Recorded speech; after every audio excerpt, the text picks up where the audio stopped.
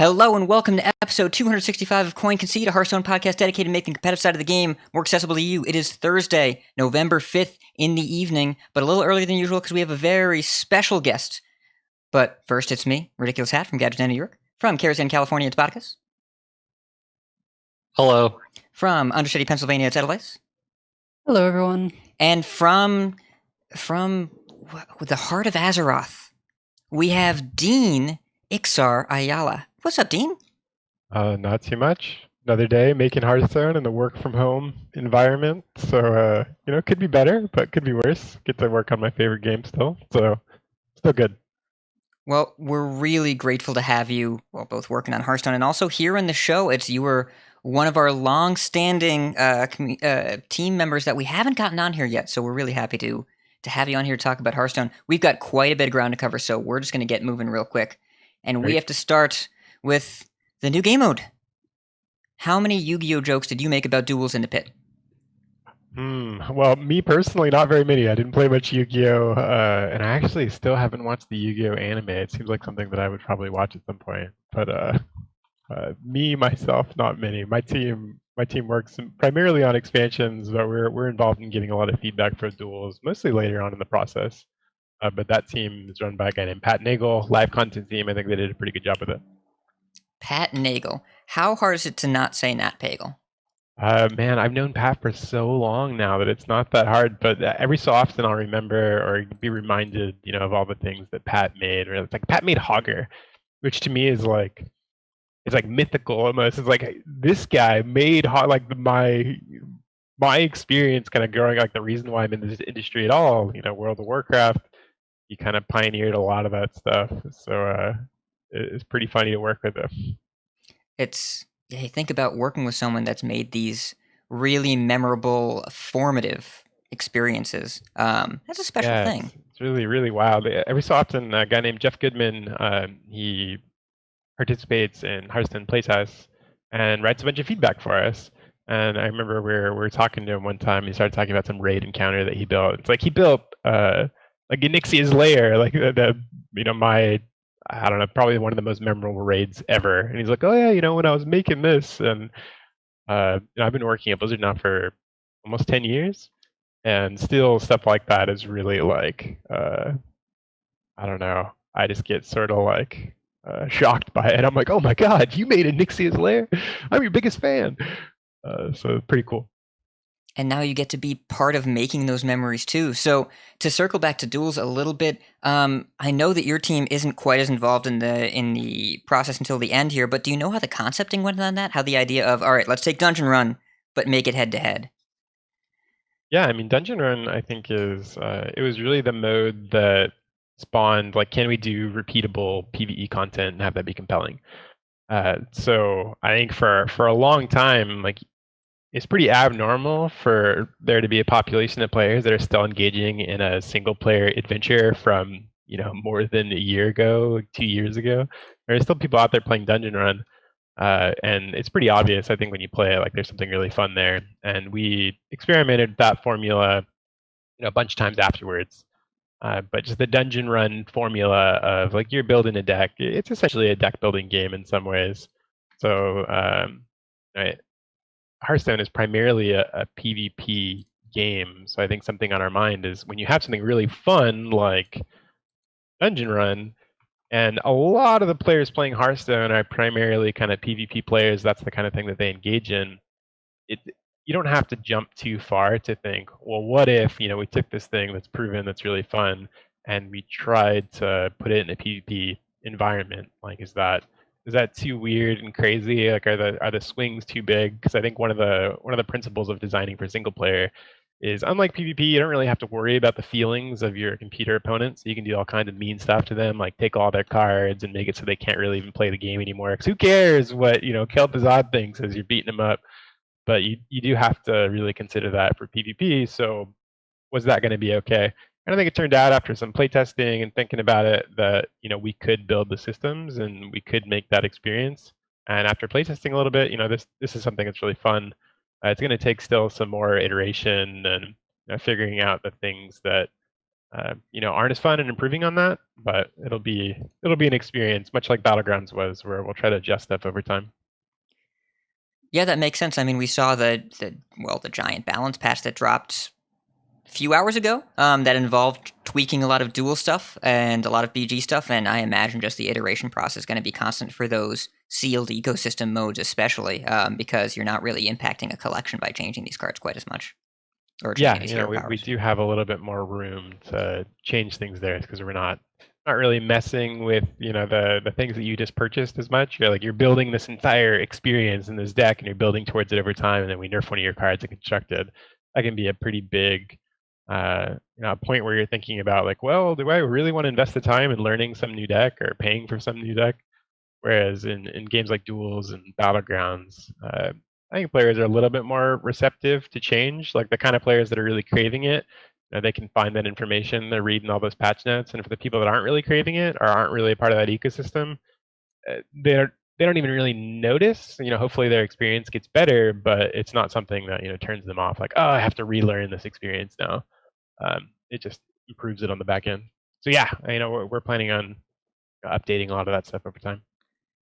So, how does the team balance duels, battlegrounds, standard, wild, arena, tavern brawl? I'm out of fingers. New game mode 3, I guess. How does the team manage to keep all these different priorities going? It's certainly a challenge. I mean, once upon a time, it was just. It's a lot easier when it's one core group of people because you can all kind of talk about everything and everyone's on the same page. Because it used to be, the same people that made expansions would make all the single player adventures and would make all the tavern brawls. I remember sitting with Ryan and trying to figure out, Ragnaros versus Nefarian Tavern Brawl and like what makes that fun, and then hopping over and doing some single player adventure design. And when everyone can be on the same page, it actually makes things a lot easier. But when the workload becomes so extreme and it's kind of impossible to upkeep all those things, like you have to have separate teams. So I think the challenge now is less about can we accomplish the work, but Hearthstone is still one game that you want to feel like one game. Everything's supposed to work together, especially when we're introducing systems like achievements, and we have a quest system that's supposed to work with everything. So the challenge becomes how do you get these people in this group, and this group, especially in a setting like work from home now, where it's hard enough to, I think, stay on the same page with the people working directly on your own team.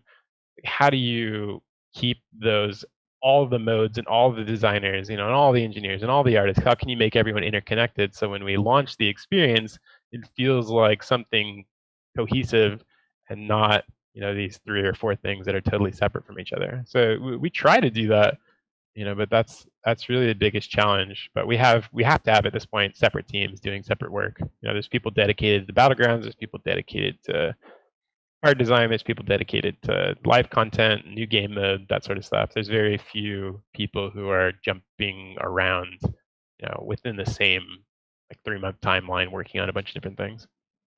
Yeah, and losing out on the experience of rolling your chair over because someone said, "Hey, what do you think of this?" I have to imagine is really different from a development standpoint.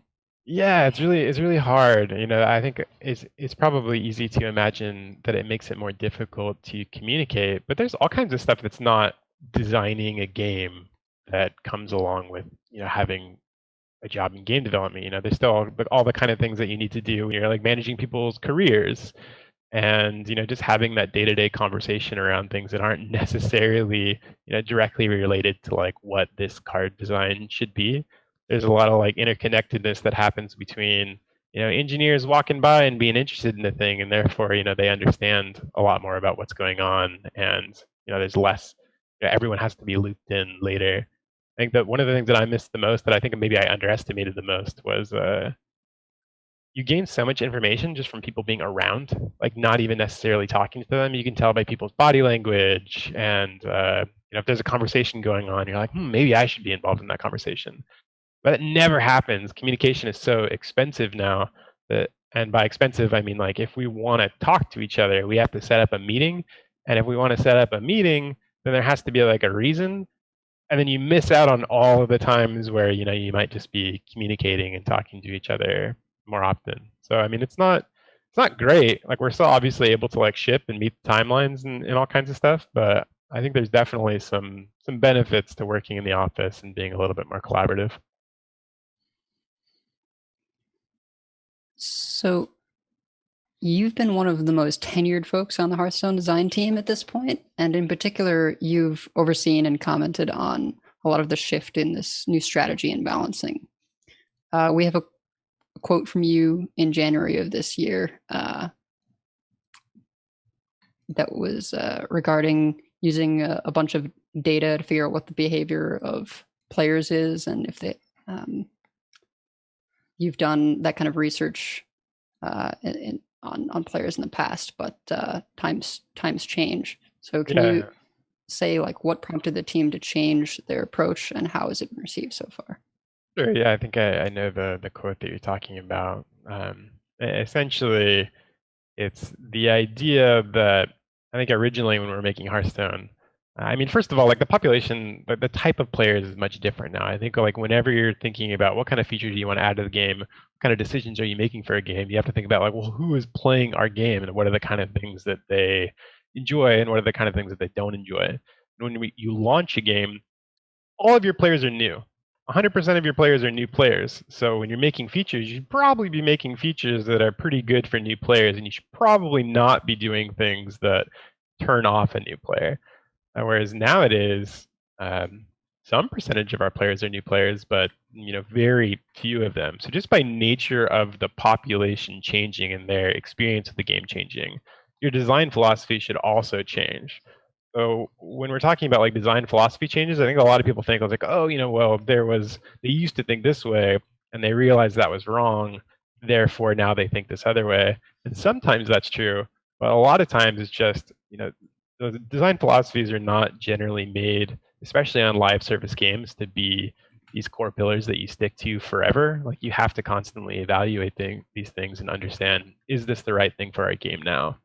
And when it comes to game balance, a lot of what we started with on Hearthstone was people figuring out there's a lot of room, there's less data collection, and just people are mostly just much more inexperienced with card games in general, because a lot of times for people Hearthstone is their first card game. But beyond that, just exploring more. So us going in and changing what was available could kind of stifle that creativity. Could stifle like the natural progression of players figuring more and more stuff out.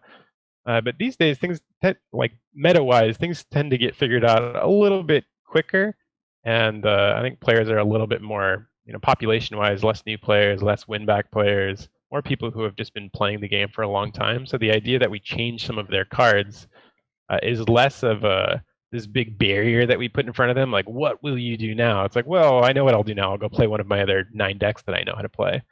So it's a little bit less intimidating to make that kind of change. We still worry about it. I mean, the kind of players that are going to be sad that you make a balance change are rarely the ones that are going to be posting on Reddit or, messaging me on Twitter. Those kinds of people are tend to be like the ones that want more change. So I think when it would be easy to make a whole bunch of changes and like, read forums everywhere and be like, damn, we're doing a great job. But we still have to be cognizant of not only the feedback online, but also, like kind of what does data show? Are people actually, playing more? Is this turning off a lot of people? If we change people's Kingsbane, the people that played Kingsbane in the last 2 weeks, what happens to their play patterns? Like, do they continue to play or do they not?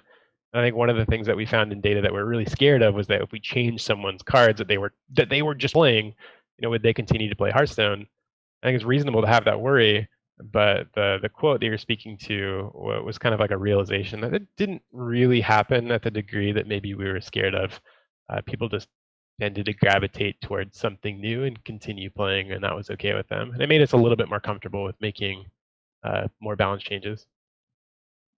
Is there anything else that surprised you about like kind of the new shift? Because we've all definitely felt the new shift with how much more engaged and how much more often things change. Were you surprised at any reactions or how things turned out compared to how you thought things might change when you started doing kind of all of these these new changes? The changes are somewhat predictable. I think one of the like very few things come from like one individual person, but one of the things that I think was driven into me, and maybe it's correct, I don't know, like even we had people come and do consulting on Hearthstone and like really senior people in the industry and my predecessors with all kinds of experience. I think one of the things that was just like a core tenet of games or card games is there's just going to be expansions and you're going to have your Worgen Gracers. There's going to be 4 mana 6/3s. They're not going to be very good, but like some cards just need to be that, and that's the way it is. And I think over time that was something that we started to challenge. Whereas we call out Worgen Greaser a lot these days, or at least I do. We don't really make Worgen Greasers anymore. Not really something that, if we have 135 cards to show off and 135 cards for you to be excited and for us to have, variation in gameplay over like a 4-month period, there's not a lot of room for Worgen Greasers, at least not in my opinion.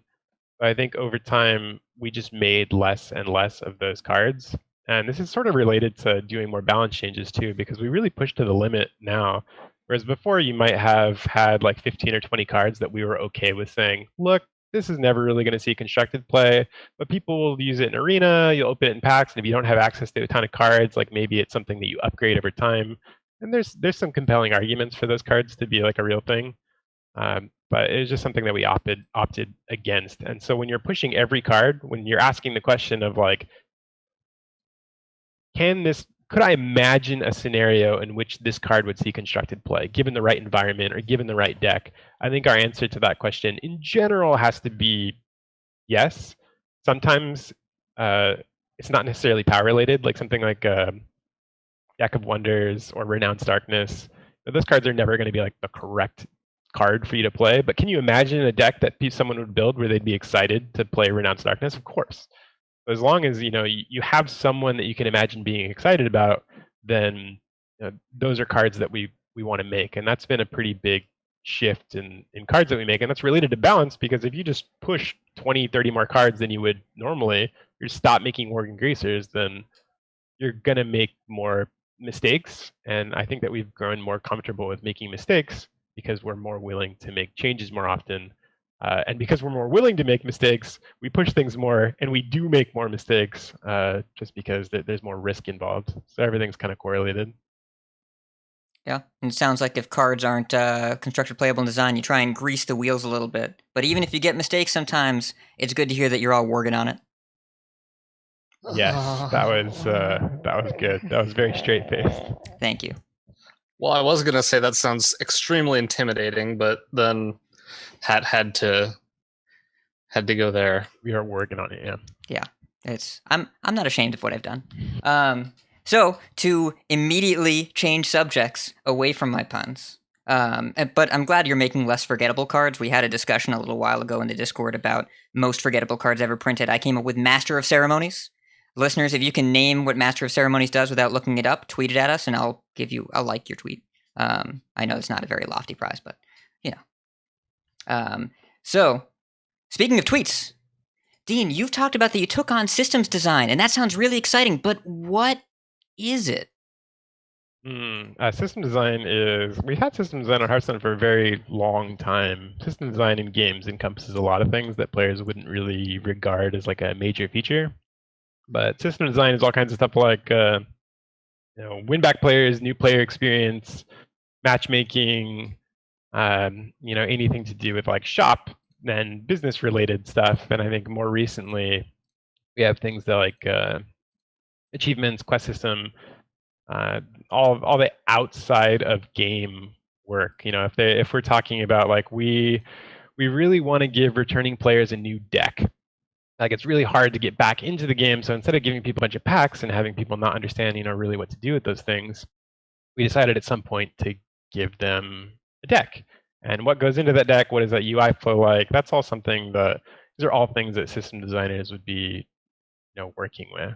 And there was really a need for a system designer stuff recently, just because achievements and all that work is really is like the traditional big systems team work. So we had a system designer, but they actually left to go work on one of their like dream opportunities at Blizzards. They were super happy in Hearthstone. It's actually one of my best friends, and he's working on something else. So there was a need for someone to come in and help with that. So that ended up being me, at least for the short term. We actually hired a system designer somewhat recently that I'm onboarding right now, and they're going to take on a lot of that stuff.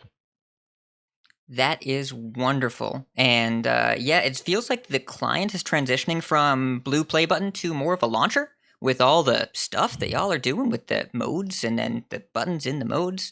And also the Battle Pass, which is the buzzwords. Listeners, if you're following along at home, you can check off that space in your bingo card. You've been very public in your engagement about the Battle Pass system.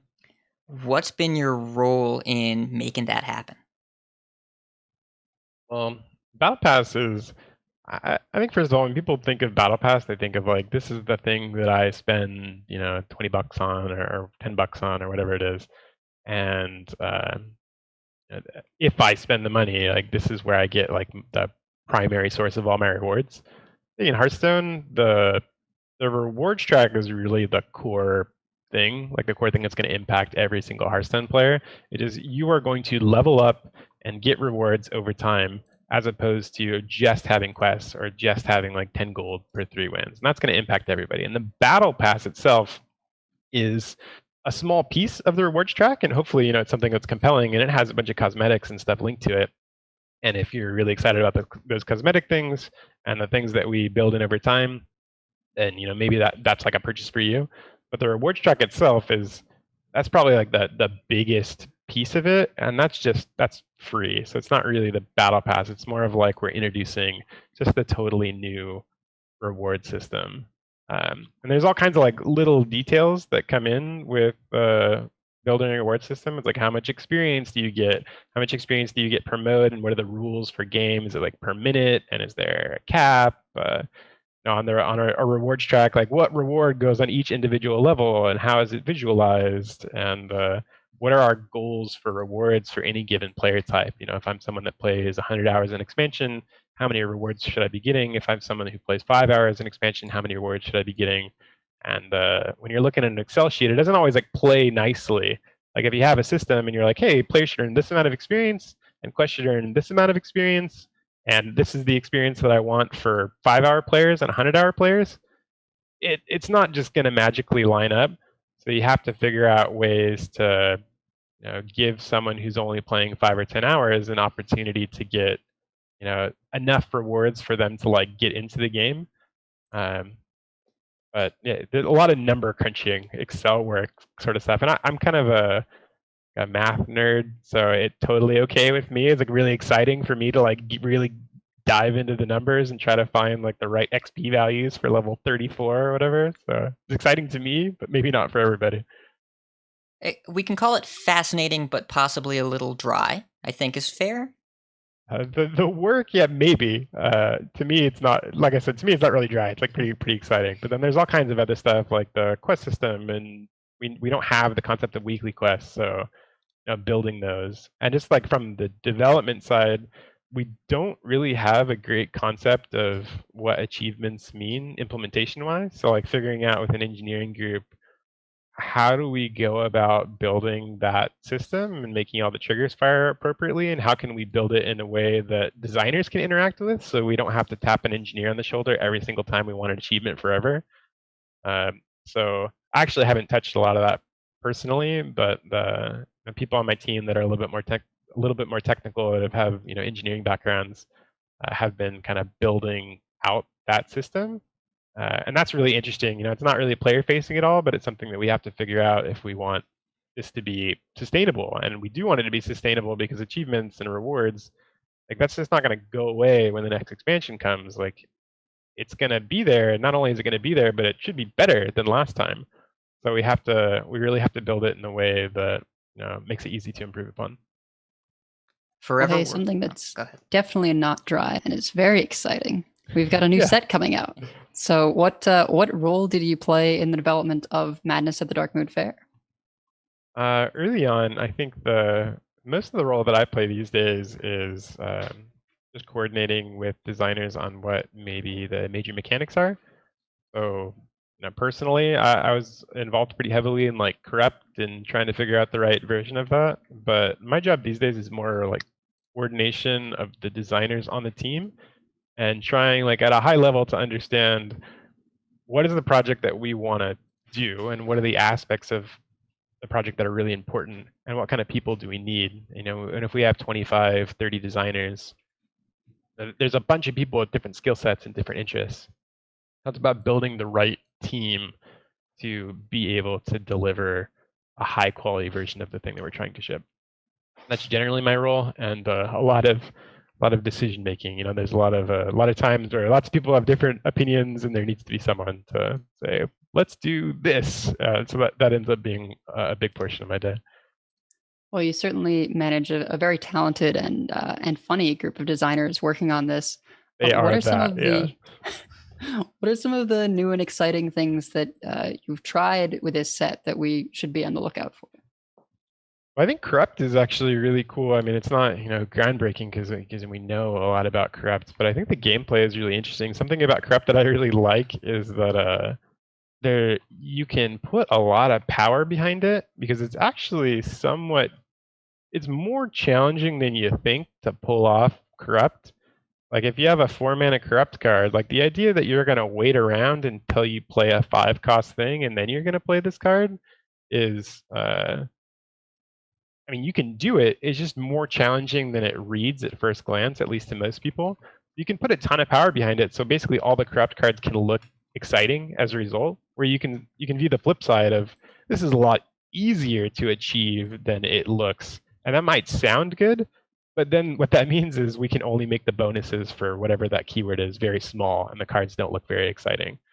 So we're going to make the cards as balanced as we can no matter what. So I think it's better that when you have a keyword that requires you to really have some gameplay behind it, because we can put a lot of power behind those things. So the corrupt cards, as a result of that, when you see a corrupt card, generally you're pretty excited by it. Yeah, and this set has a lot of it's really reminiscent of Whispers, and y'all have gotten very good at callbacks because Hearthstone has developed its own kind of identifiable cast of characters, but these identifiable cast of characters are giant tentacled monsters. But Whispers was 4 years ago, the start of the standard rotation. You're one of the staff members that's been around, the designers that's been around since then, and now what about that set's design informed this one, and yet what do you think has changed in the process since when you were designing Whispers? We're actually very rarely restricted by old stuff, even if we want the theme to be similar. But this is unique in that when we went into designing the original Old God, something that we wanted to do was okay, the set can be whatever, we'll figure out the mechanics and figure out the flavor. Like you can generally, like if you find a gameplay mechanic, you can find a way to flavor it the way you want to. But for the Old God specifically, like these are big badass monsters that we want to be 10-mana creatures. That's something that we really want to try to do. And that was one of the restrictions that we had with, Darkmoon as well, where it's like we really want these creatures to be big badass 10-mana creatures that speak to their old theme. But are also feel new and different. So I mean, that's really challenging to come up with. But really, that's the only restriction. I think anytime we're making an expansion, there's always a dance to what is the flavor, like what is the most important thing. And for Darkmoon is actually kind of a split. It's pretty rare to have a split. Usually there's like one core, like Death Knights. This is the thing that's important. Ice Crown, all that stuff is secondary. Whereas Darkmoon Faire is pretty split, I would say. There's like Old Gods are a big focus, and Darkmoon Faire is a big focus. And I think that both of those things came through pretty evenly, which is more challenging than you might think.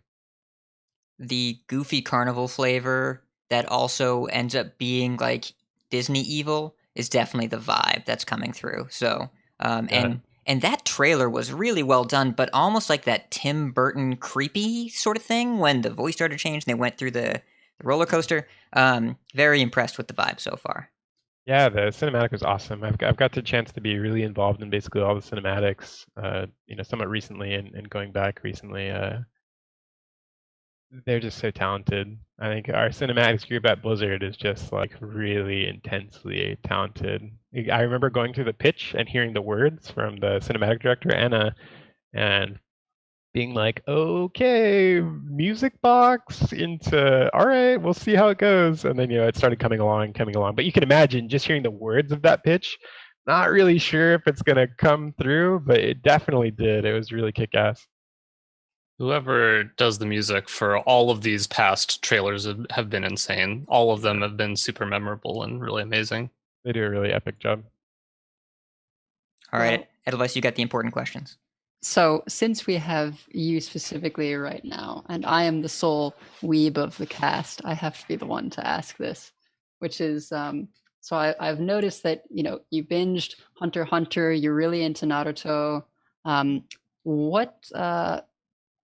What other genres of anime are you into? Like, I see a lot of shonen, but is there another one? Like, yeah, we should do an anime podcast where I can be a guest. But I actually didn't get into anime until I think Attack on Titan came out, and it was pretty late for people who are really into anime. And I was really it's kind of like lucky to get into. It's like if you don't read books at all, you can just go in and just read the best books of all time, and then you're like, wow, books are great. And I think the same thing is with anime. If you get into anime really late, all I did was just watch the best anime of all time. So I was like, oh my god, anime is great. I actually thought anime, my interpretation of it was they were Japanese cartoons, and I mean they kind of are, but I meant like they were for kids, for they're like Bugs Bunny, that's what I thought. I had no idea. And then my first anime ever was Attack on Titan, and it's funny because my first reaction was like, I can't believe little kids watch this. But obviously I was like, wait a minute, this isn't just for kids. But I watch right now. I'm watching. God, I don't even know how to say it. It's Haikyuu is the volleyball anime. Yeah, sports anime. Fantastic. My wife played tons and tons of volleyball growing up, so it's also like really special to her. So I've really been enjoying that. But I just like really dark, sad, thriller sort of stuff. So definitely Demon Slayer. Yeah, Demon Slayer is fantastic. Art style Demon Slayer is fantastic. My favorite animes are actually pretty normal. Like Full Metal Alchemist Brotherhood was like, it's probably my favorite. I know it's a lot of people's favorite, and it's not that exciting of an answer, but it's really incredible. But I really like dark stuff like Psycho-Pass, Promised Neverland. Those ones are really, really good and tend to be the ones I enjoy the most. I watched Erase recently, and that was also really good. Excellent. So quick hit, short answer. Favorite fight from Naruto? It's got to be Sasuke Itachi. It's the moment. It's really, really special. Totally acceptable answer. All right. Go ahead, Bot. And we have one last question for you. And you've asked us, the players, a couple times now. For those who lapsed, what would get them back into Hearthstone as their main game? And my question to you is, what is it about Hearthstone that keeps maintaining it to be your favorite game, as you said at the start of the show? And that is a good question. I was actually thinking about this the other night. And I think at Blizzard, one of the things that we're really lucky to have is, no matter what your discipline is, if you make games, it's totally acceptable to go, if you wanted, could you go work on World of Warcraft or Overwatch or Heroes of the Storm? That's totally an option for you. Obviously, you have to fit on that team, and they have to have the need for it and all that. But I've just never felt like there's so many. I mean, not so many, but there's a lot of game developers out there in the world, like people that are making games, and I think that very few of them get to work on the game that they would say, is their favorite game to play. That's just not the reality. For Hearthstone, I never really played Magic. It sort of like makes me angry now. I tweeted about this recently, actually, but I never played Magic the Gathering because I was like, that looks pretty lame. But looking back, I'm like, oh my god, I should have played Magic the Gathering. That should have been me. I would have loved it. The fact that I can just kind of play anywhere, I can play. I play on my iPad all the time. Battlegrounds is something that's really exciting to me now. There's all kinds of different variation. I love the characters. The theme of Warcraft, really is. It's like my favorite theme as well. Just the fantasy of it. I've read all kinds of Warcraft books, and I love all those characters.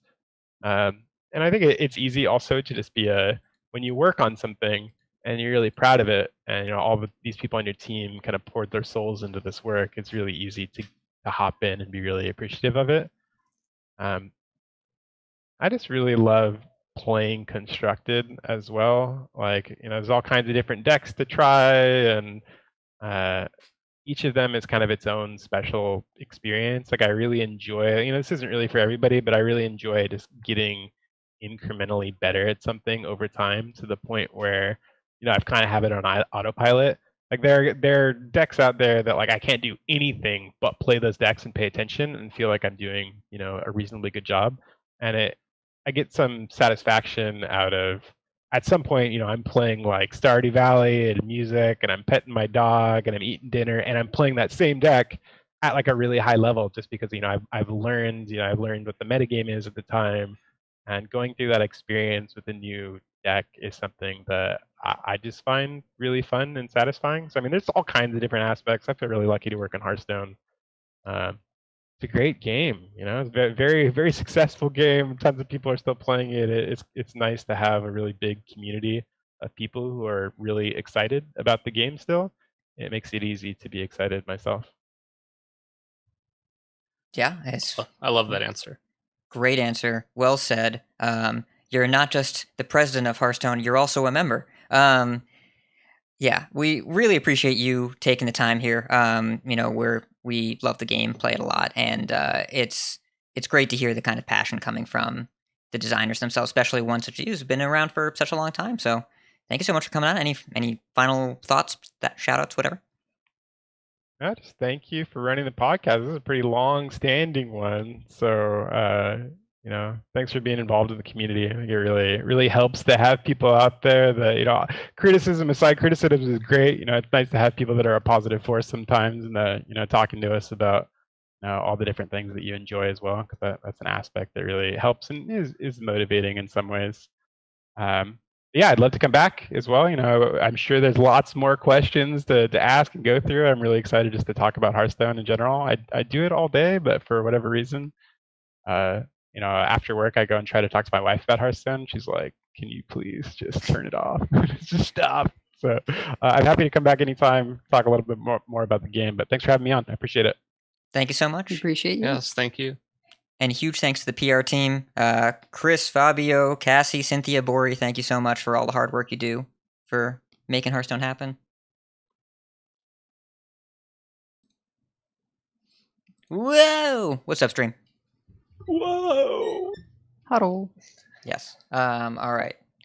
We're going to do some shop talk here because we have to actually do recording. Because it's really nice in these interview episodes because we get to sleep in 30 minutes while the video plays back. All right. I'm going to start recording. Recording. New track. New track. Who dis? Yep. All right. 3, 2, 1. 3, 2, 1. Starting the segue into the show. Second part. 5, 4, 3, 2.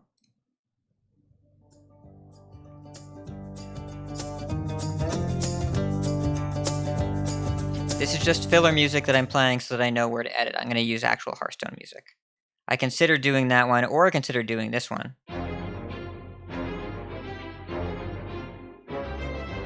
Point is, this is all filler tracks. It's okay.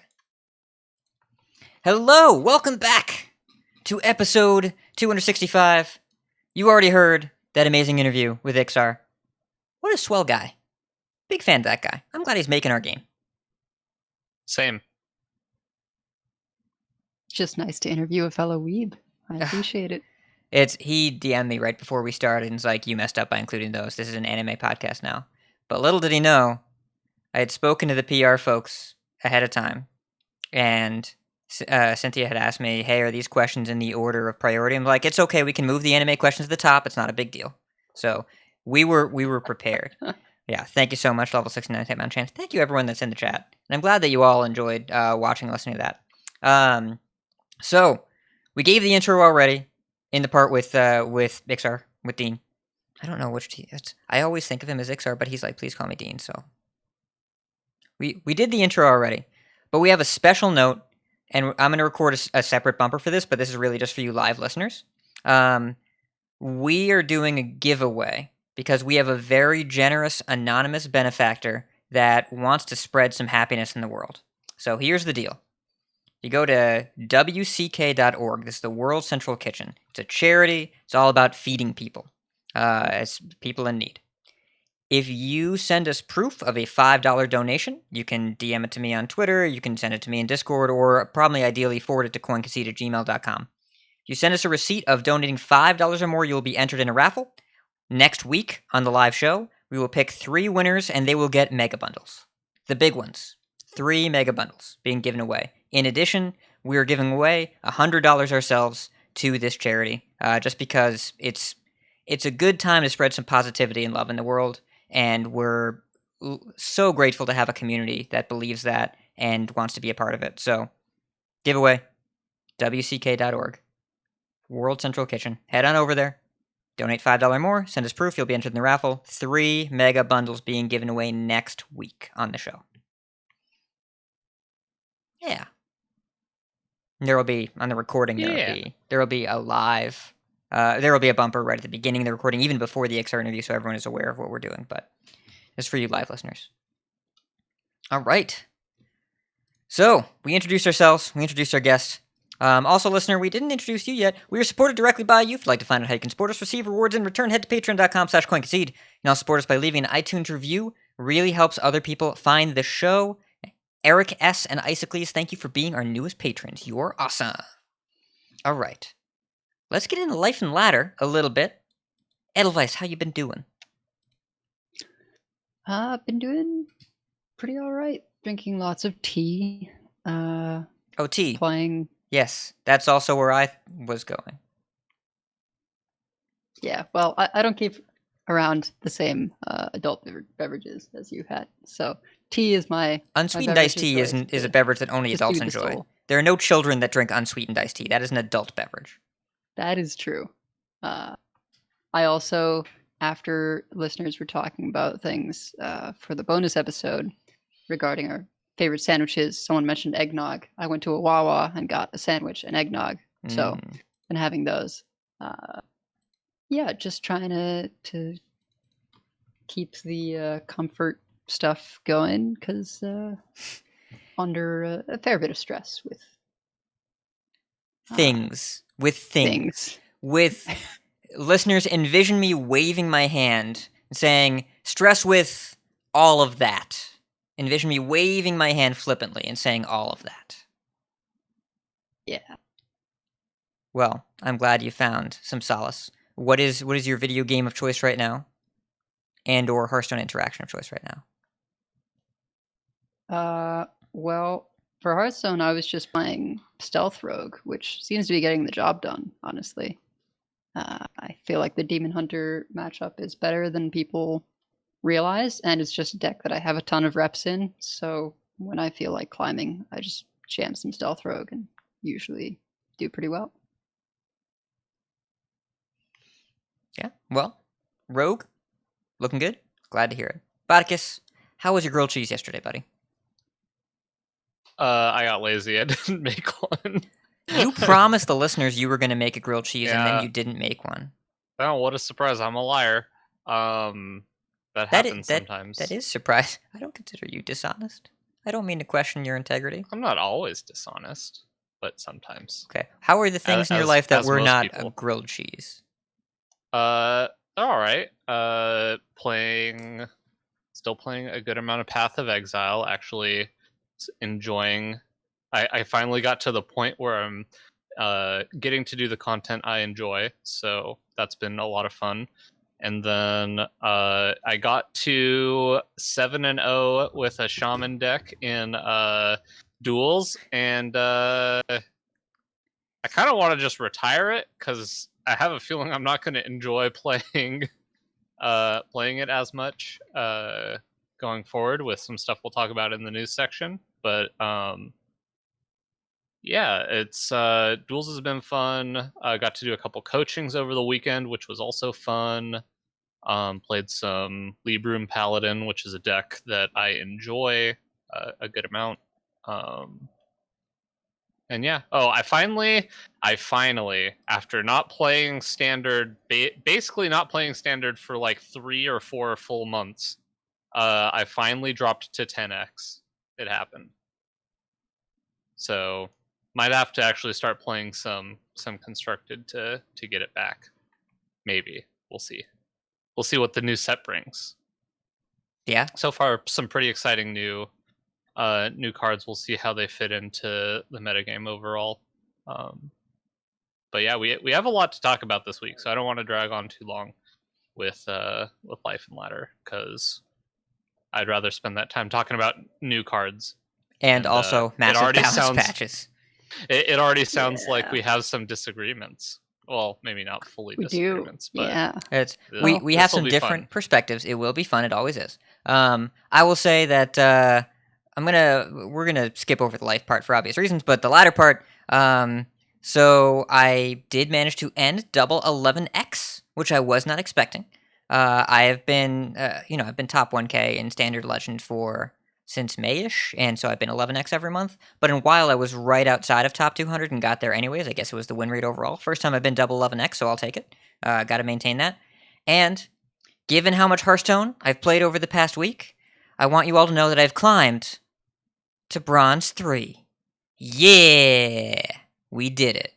For those keeping track at home, that's 2 game wins. However, I am proud of this because I was playtesting Control Shaman, and it took me 5 games to get to Bronze 3. I had never played Control Shaman before, at least not this iteration. Those games take a minute. They do indeed. They take a little while. And also, people are still trying Cyclone Mage. And also, a generated counterspell still beats the Tidal Wave deck. So just be aware of that. If you need a Tidal Wave to stay alive, maybe run it out there before they play a secret. Because I jammed Tidal Wave on 8 and then died on 9. Well, no, I didn't. I conceded on 8 because I was going to die on 9. Also, I don't like Control Shaman. It seems like a decent deck, but it's slow and it doesn't go face at all. And as much as I like Lurker Below, nah. Yeah, it doesn't really seem like your speed. No, yeah, it is.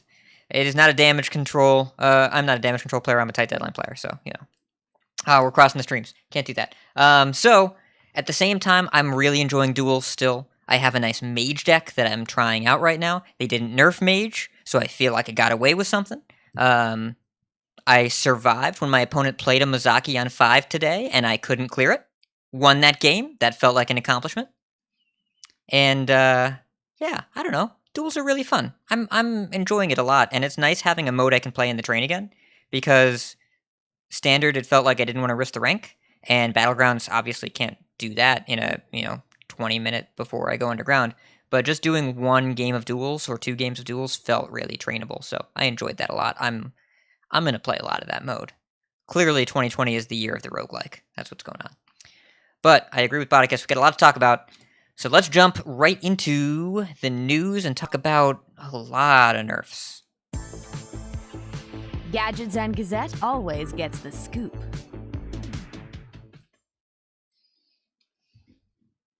All right, so as Hat said, huge news section, tons of nerfs. However, they might not be in the format you're expecting. Actually, pretty much no. Those are no standard changes, right? No constructor change at all. So it is exclusively duels and BGs. So duels and BGs got a bunch of reworks here. I guess we can go over a couple of the quick card nerfs, which looks like Party Portal, which was an 06 that whenever you play a spell, you get a minion of that cost. Went from a 06 to a 04, making it a little easier to kill. I think that's probably a good change. Amalgamate. Was Party Portal good? I have never seen one in play. Never seen one. They wouldn't have nerfed it if it wasn't. But did either of you ever see one in play? I never saw one. I've had one in my decks before, and it's been good. I have been offered it and never picked it. Yeah, that was. I think I've seen it once and not picked it. This was not on my radar. Oh, well, it was in my Shaman deck, and it was good. Okay. Because you play a lot of spells. in Shaman, and you play Bloodlust usually. Yeah, I So- mean, yeah, seems good there. I mean, it's just like a 1-mana 06 is pretty difficult to kill for something that, I don't know, the cards seem pretty decent to me, but if you haven't seen it, then maybe it was less good than I thought. No, I mean, they nerfed it. Like, Blizzard is agreeing with you. The card was good. I just, it was not on my radar at all. I mean, Neither- speaking of cards that weren't on my radar, Canopy. Amalgamate. Oh, Destroy all friendly minions and then summon an amalgamation with the combined attack and health. It was a 1-mana card. It is now a 0-mana card. So, is this the Death Rattle Hunter card? Is that what this is? Is that what this is supposed to be? I guess so. Death Rattle, whatever. I mean, if you have double Death Rattles and Rattlegore, it's hilarious. Oh, that's pretty funny. Yeah. Also solid with Wax Rager, like every Hearthstone card ever printed. Mm-hmm. Yeah, Wax How Rager's does stupid. it? Wonder how it works if you have a full board though of Wax Ragers that Death Rattle into more Wax Ragers. I think Do you at get that the point, minion? Amalgam. I that sounds like an academic question and not one that would affect the outcome of the game. Fair enough. All right, and then Spyglass was a 2-mana card that was put a copy of a random card in your opponent's hand into your hand. It cost 3 less. It went from 2 mana to 1 mana, and then so those were all. So we had a nerf and then a couple buffs, and then we have a nerf to Canopic Jars, which is a 4-mana spell. Give your minions Death Rattle, summon a random legendary minion, went up to 5 mana. And then Wish went from 11 mana down to 10 mana, which fills your board with random legendary minions and fully heal your hero. Why which was is this pretty 11? powerful? I don't know, because I they wasn't wanted aware that so it you was 11. had to have a reduction to play it. It seemed weird. It's a super powerful card. Sure, but like 11, casting an 11 mana card is wishful thinking. It is indeed. Okay. Pure Cold was a 6-mana spell to deal 8 damage to the enemy hero and freeze it. Now it costs 5 mana. And those are all the card changes, most of which, I mean, Party Portal's the only card that I really felt that I recognized as a plausible card to see getting nerfed, I guess.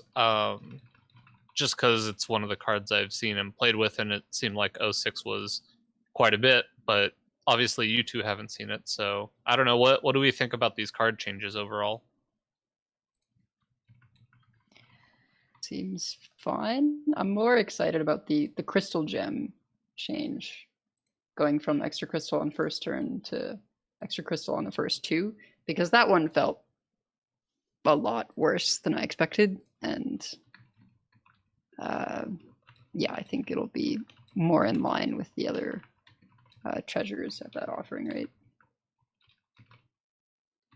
Yeah, it always felt like to me the crystal gem. It was hard to, unless you were playing a deck that wanted to hero power a lot. I don't know. It didn't feel. A lot of times it felt like it was just went to waste. You just wasted it turn 1. Mm-hmm. It's what I like about these changes is that it's early on and they're making a lot of changes to things that we normally think would be fixed.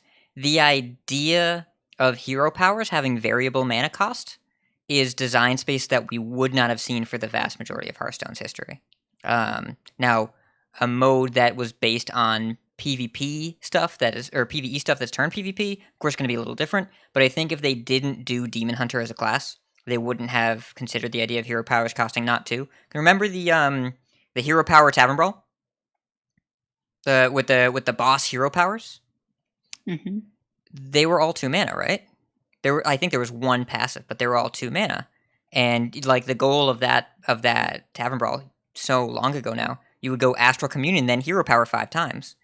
But now the idea of variable mana costs is really, really nice, and I like that they're nudging these treasures. Again, it's a sealed ecosystem.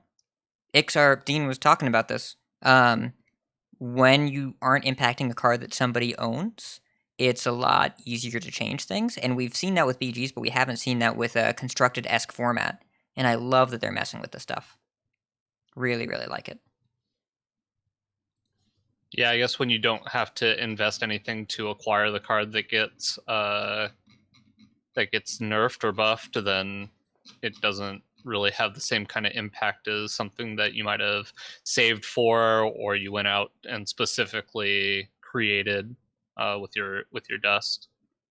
Makes a lot of sense. Even if they give you the full dust refund back, it's still like, oh well, I went through all the effort to create this and all of the other things around it, and you're only giving me credit for the one that got touched, and all this other stuff is I still have this It's still Zentimo. affected. I still have this it's still Zentimo. affected. It's always the Zentimo problem because that card saw play for a week and a half in one deck, and then everybody had a Rastakan's Rumble Shaman Legendary that never saw play again. And yet, and you can even change hero power costs.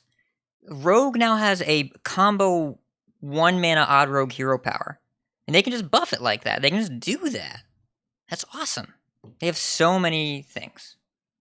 Yeah, so like the hero powers, like Hat said, the rogue hero power is the same, but now it costs 1 mana.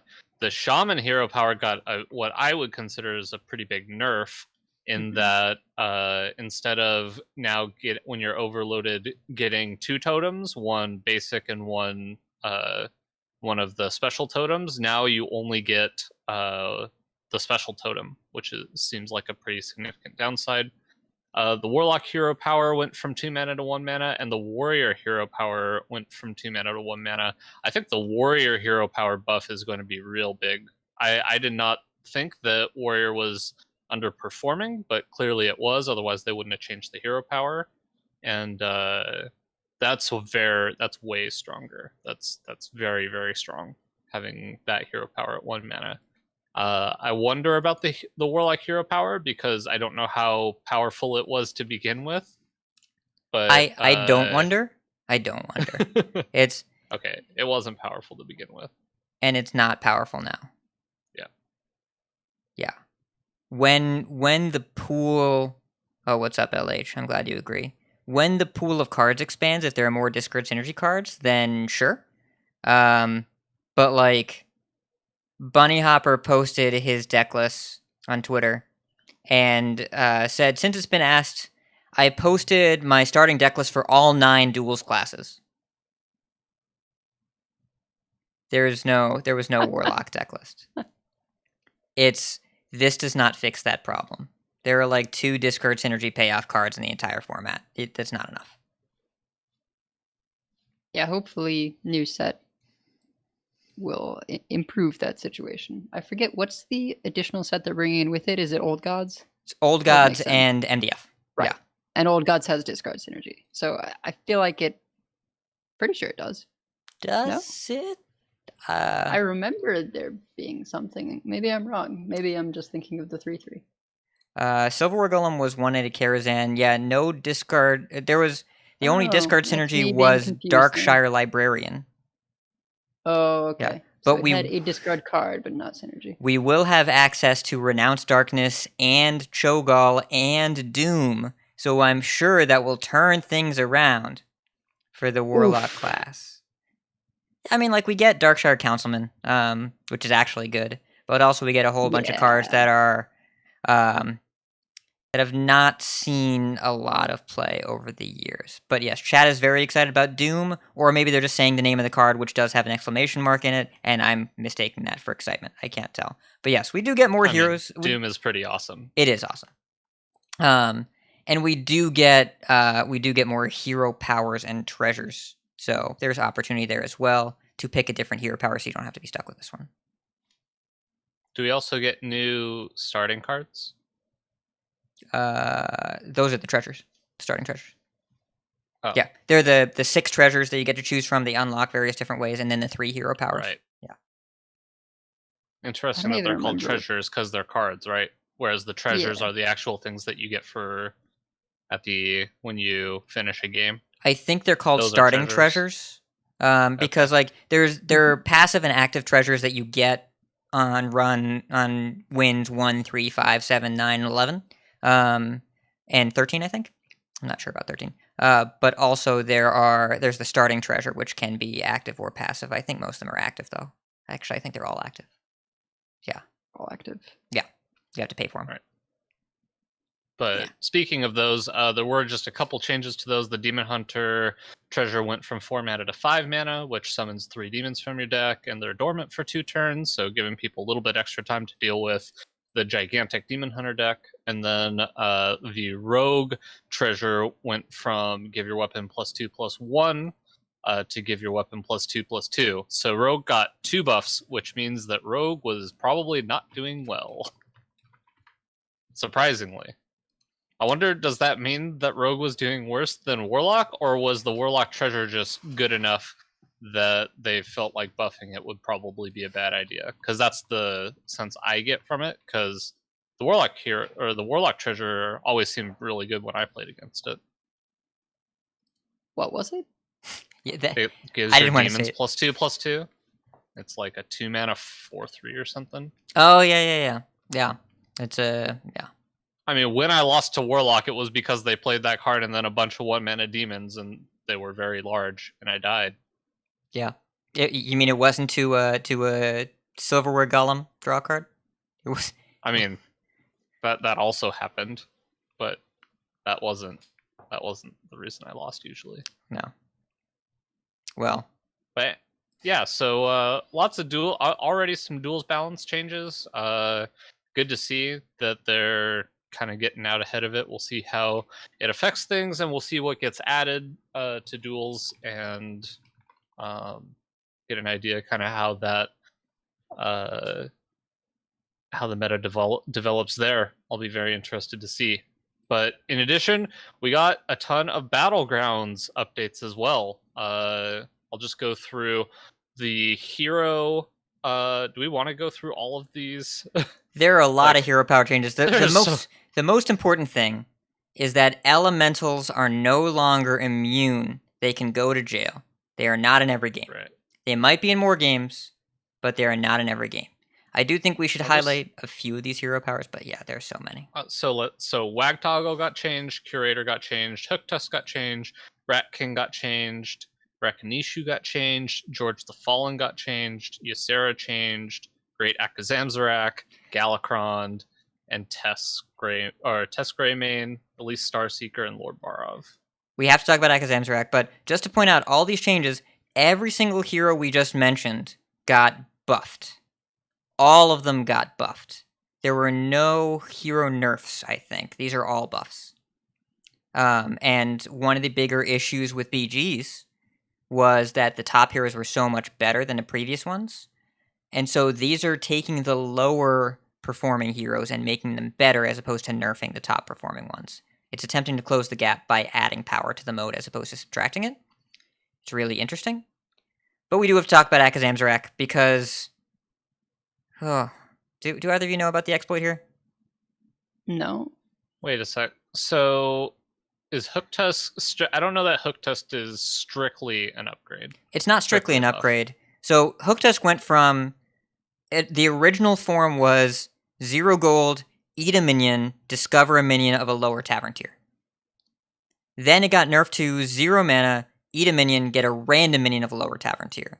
Now it is 1 gold, but back to the original discover as opposed to random. 1 gold's a lot more than 0. Discover's a lot better than random. I'm not good enough with current Hooktusk to tell you if this is better or not. I think that this is a technical improvement. I doubt this hero will escape tier 4 because you're still spending a gold on it. And it was really powerful in its initial incarnation because you didn't have to, and also because Rabid Sorlisk was a 1-star at the time, and that was really broken. And Hooktusk Murlocs was still busted too. So I think this is... I think this is an improvement, but I don't think it's enough of one. It reminds me of when they buffed Galakrond last time, where like obviously it was better and no, it didn't matter. Akazamzarak, we have to specifically talk about. Akazamzarak... Well, we can talk about it, and we will talk about it, but it has been removed at least. Kinda. You can still Finley Akazamzarak. Oh. Yeah. That's kind of funny. It's so Akazam's there was a change. They changed. He was discover a secret. There were 8 secrets in the pool, and it was discover a secret, and one of them was ice block at one of the 8, and the odds of hitting it 2 turns in a row were very low. They actually were artificially weighted down. So if you discovered ice block, the chance of seeing another one was very low, not 0, but very low. They changed that ability from 2 gold to 1 gold, and they removed effigy from the pool because effigy was bad. This meant there were only 7 secrets in the pool. So the strategy with Akazam's, as discovered on Twitter before the patch went live, was you do not play any minions. Your first 4 turns, you discover 4 secrets that never proc. And on your 5th turn, there are only 3 secrets left in the pool, so you discover ice block every single turn for the rest of the game. And you never have to play a minion. You cannot lose. So they figured this out. That's pretty funny. They figured it out and they removed it from the patch before the patch went live. But they did not remove it from the Finley pool. So if you Finley Akazam's, you do not have to play any minions. And after the first 4 discovers, the 5th discover will always be ice block, and then you just level and buy. Just level and buy. Do not play anything. Just level and buy. Now, they did say on Reddit already they were going to hotfix this out of the pool. It's probably already been changed, but as of the time of this recording, as of 6:30 Eastern today, it was still live. You just level and buy. You never play a minion until you have the perfect hand because you can't lose. And theoretically, your opponent will probably concede at some point, but if they don't, you can just build the perfect hand and then play 7 Amalgadons or whatever and then just win the game. I mean, technically, you can still buy and play minions as long as you sell the minions so that you have no board. So you could, like, infinitely, like, make your elementals big with Nomi, right? Yeah, something like that. Or make a But then bunch your of opponent, triples. but then your opponent still gets to, like, do stuff, right? They do, but they can't deal you damage. Yeah, but eventually, as long as they keep playing the game, Yeah. like, technically you never lose until you play a minion, but if they're scaling better than you, right? Then you just never Because play they a get to minion, scale their and board. if And you then punish them for their you success, just waste both people's times and just never just wait till they concede. or you just get as many seconds as you want. That's fair. But theoretically, either one player will concede, or it's Turtle Mage, and they'll make you play it out, and then eventually you'll either you'll get there or you won't, and then you'll get 2nd place, and that's fine. Or you just get to 2nd and immediately scoop and then run it back. I don't know. It shouldn't have been in the game. They almost got it out of the game. They did not get it out of the game. Funny. I'm glad they're hotfixing it. Yeah. And I don't know. The Same. rest of these are interesting. I don't know which ones are good. I'm not good enough at BGs to say which one of these is good, but I'm glad they are powering up instead of nerfing. Yeah, I like it too. Especially, just being able to see more heroes, I think, is always good. Even if the heroes jump a little bit and maybe jump some of the other heroes, I think it's fine just to see a new set.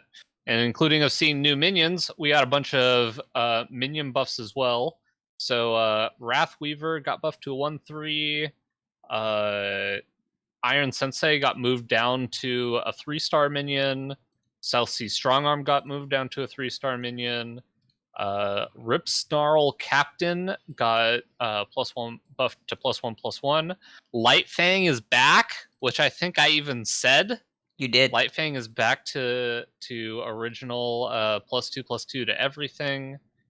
And then let's see, Dread Admirable Eliza got buffed to +2/+1. And then a bunch of elemental nerfs. But pretty much everything else got buffed, and then elemental cards got nerfed. So like Gentle Ginny went up to 6-star again. Lieutenant Nar went from an 8/1 to a 5/1. Little Rag went from a 6/6 to a 4/4. And Malgadon now only counts other minions. Right? For Yes. each different It's one less minion you adapt. have among other minions. So it's one less adapt. Not huge changes to elementals. I mean, the Gentle Ginny, I think, is probably the biggest change, going back up to 6 stars, so that we'll have less of that a huge high roll of tripling 4 on Tavern Tier 4 to Gentle Gin and kind of running away with the game.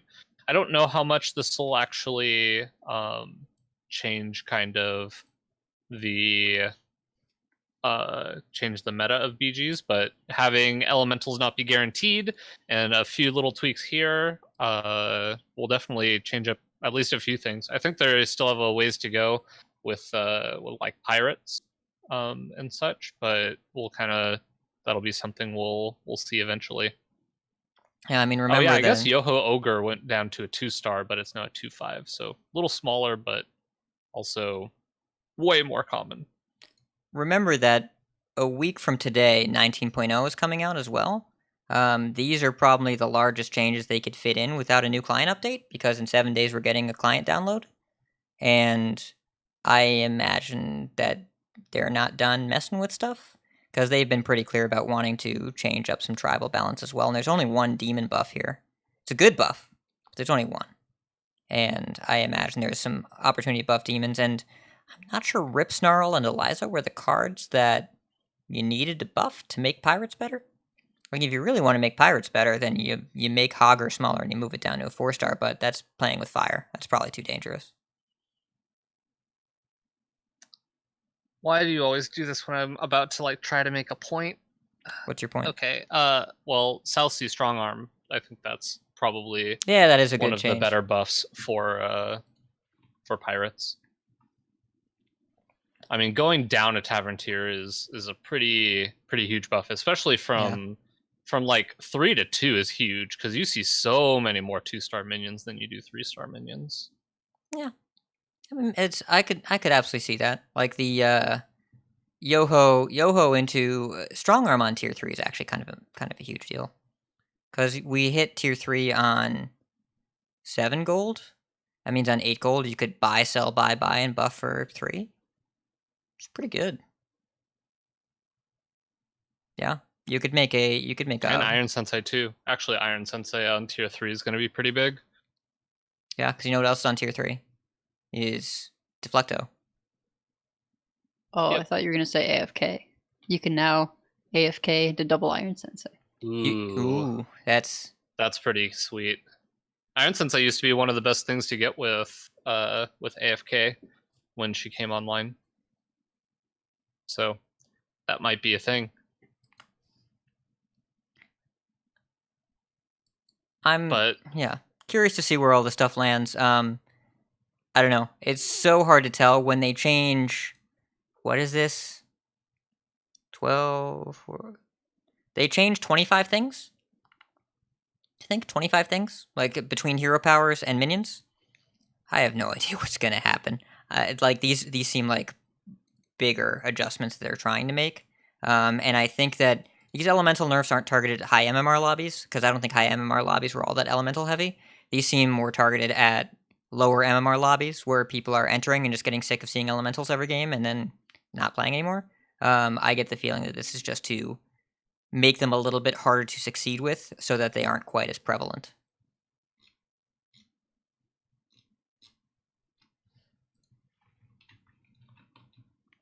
Yeah. I mean, Jay Crick is saying in chat that high MMR lobbies were all elementals all the time, and that was the feeling I got, but I'm not as tuned in, so I wasn't sure. But who knows? Maybe there'll be less now. We'll find out. They'll keep adjusting things, and we'll get an idea how much these actually affect things. I'm pretty excited about a lot of the hero changes, just because kind of rejuvenating heroes and being able to try them out again, even if maybe they're not as much better as they needed to be competitive, still I think is interesting and kind of fun to see the little adjustments they make. But I mean, surprisingly, that went pretty fast going through all these changes, because this was a lot of changes for the news, but it is an episode where we have new cards to talk about, and I do want to get to that, because there's a lot of interesting cards coming out. So I think we can move on from the news section. Are we doing a tournament section today? No. It's the grand tournament!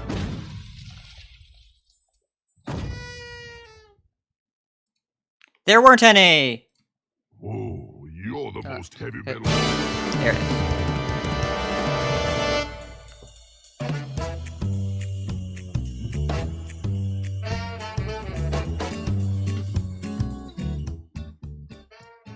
I got tournaments covered, y'all. I got it covered.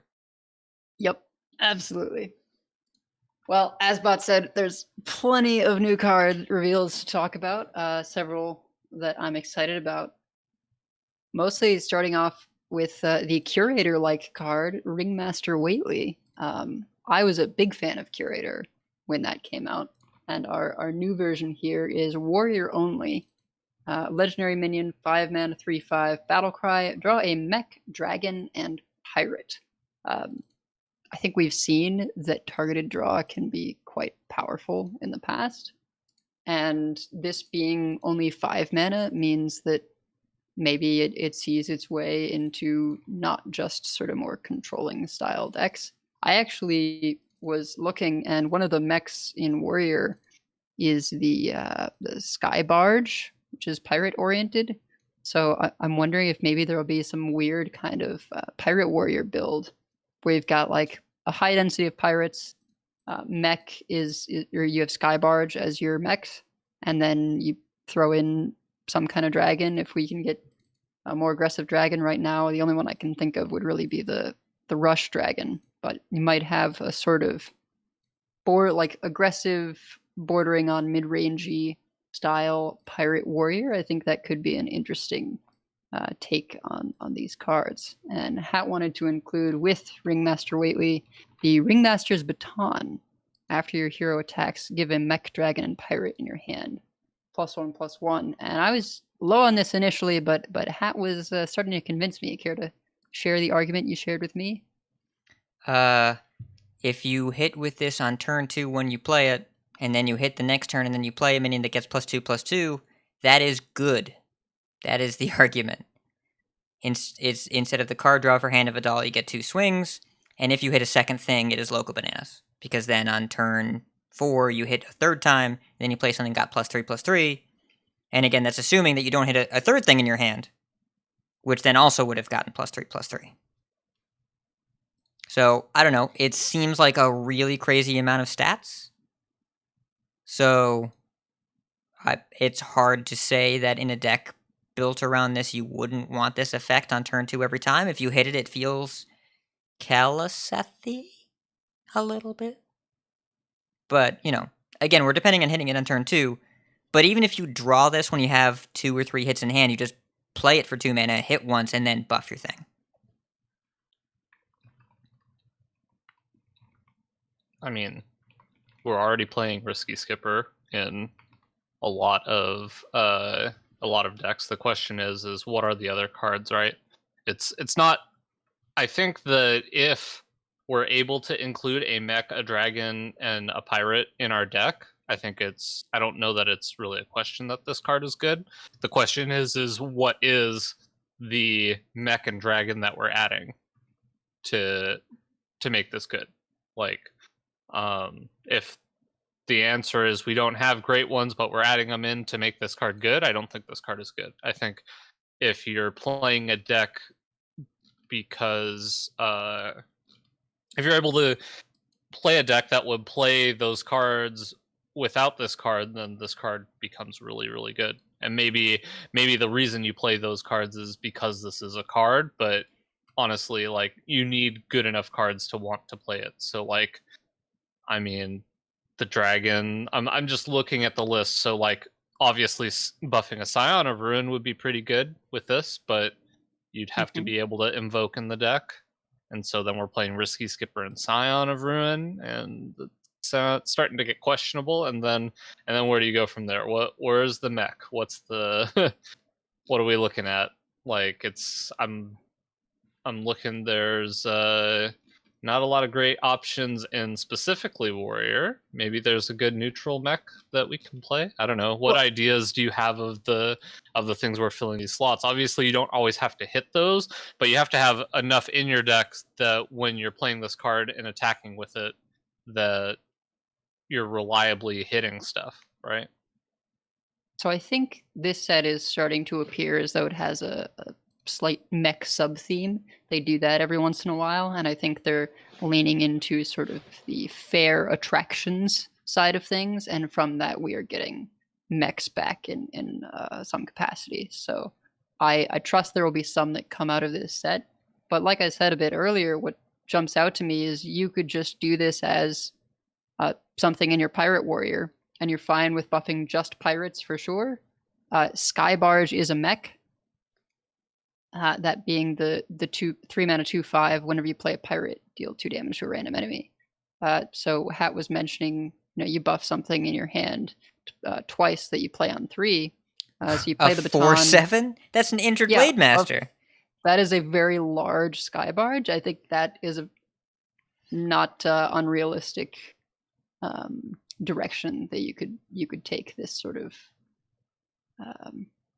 I don't know, small package. It's a 3-card package, right? There are... And you could play Fairy Dragon as the dragon too. We have 100 cards left to see in the set, plus the 35 card mini set. There's absolutely going to be support for menagerie stuff all over because it's all the circus, the fair theme. And in the cards, just in the show notes today, beyond the card draw for targeted minion types, there is a paladin mech. There is a rogue pirate. There is a paladin elemental, or either it summons an elemental. There's a hunter mech. They're just throwing tags on the stuff in this set. It's very clear they're just making tags matter a little bit more. So I think that is not by mistake.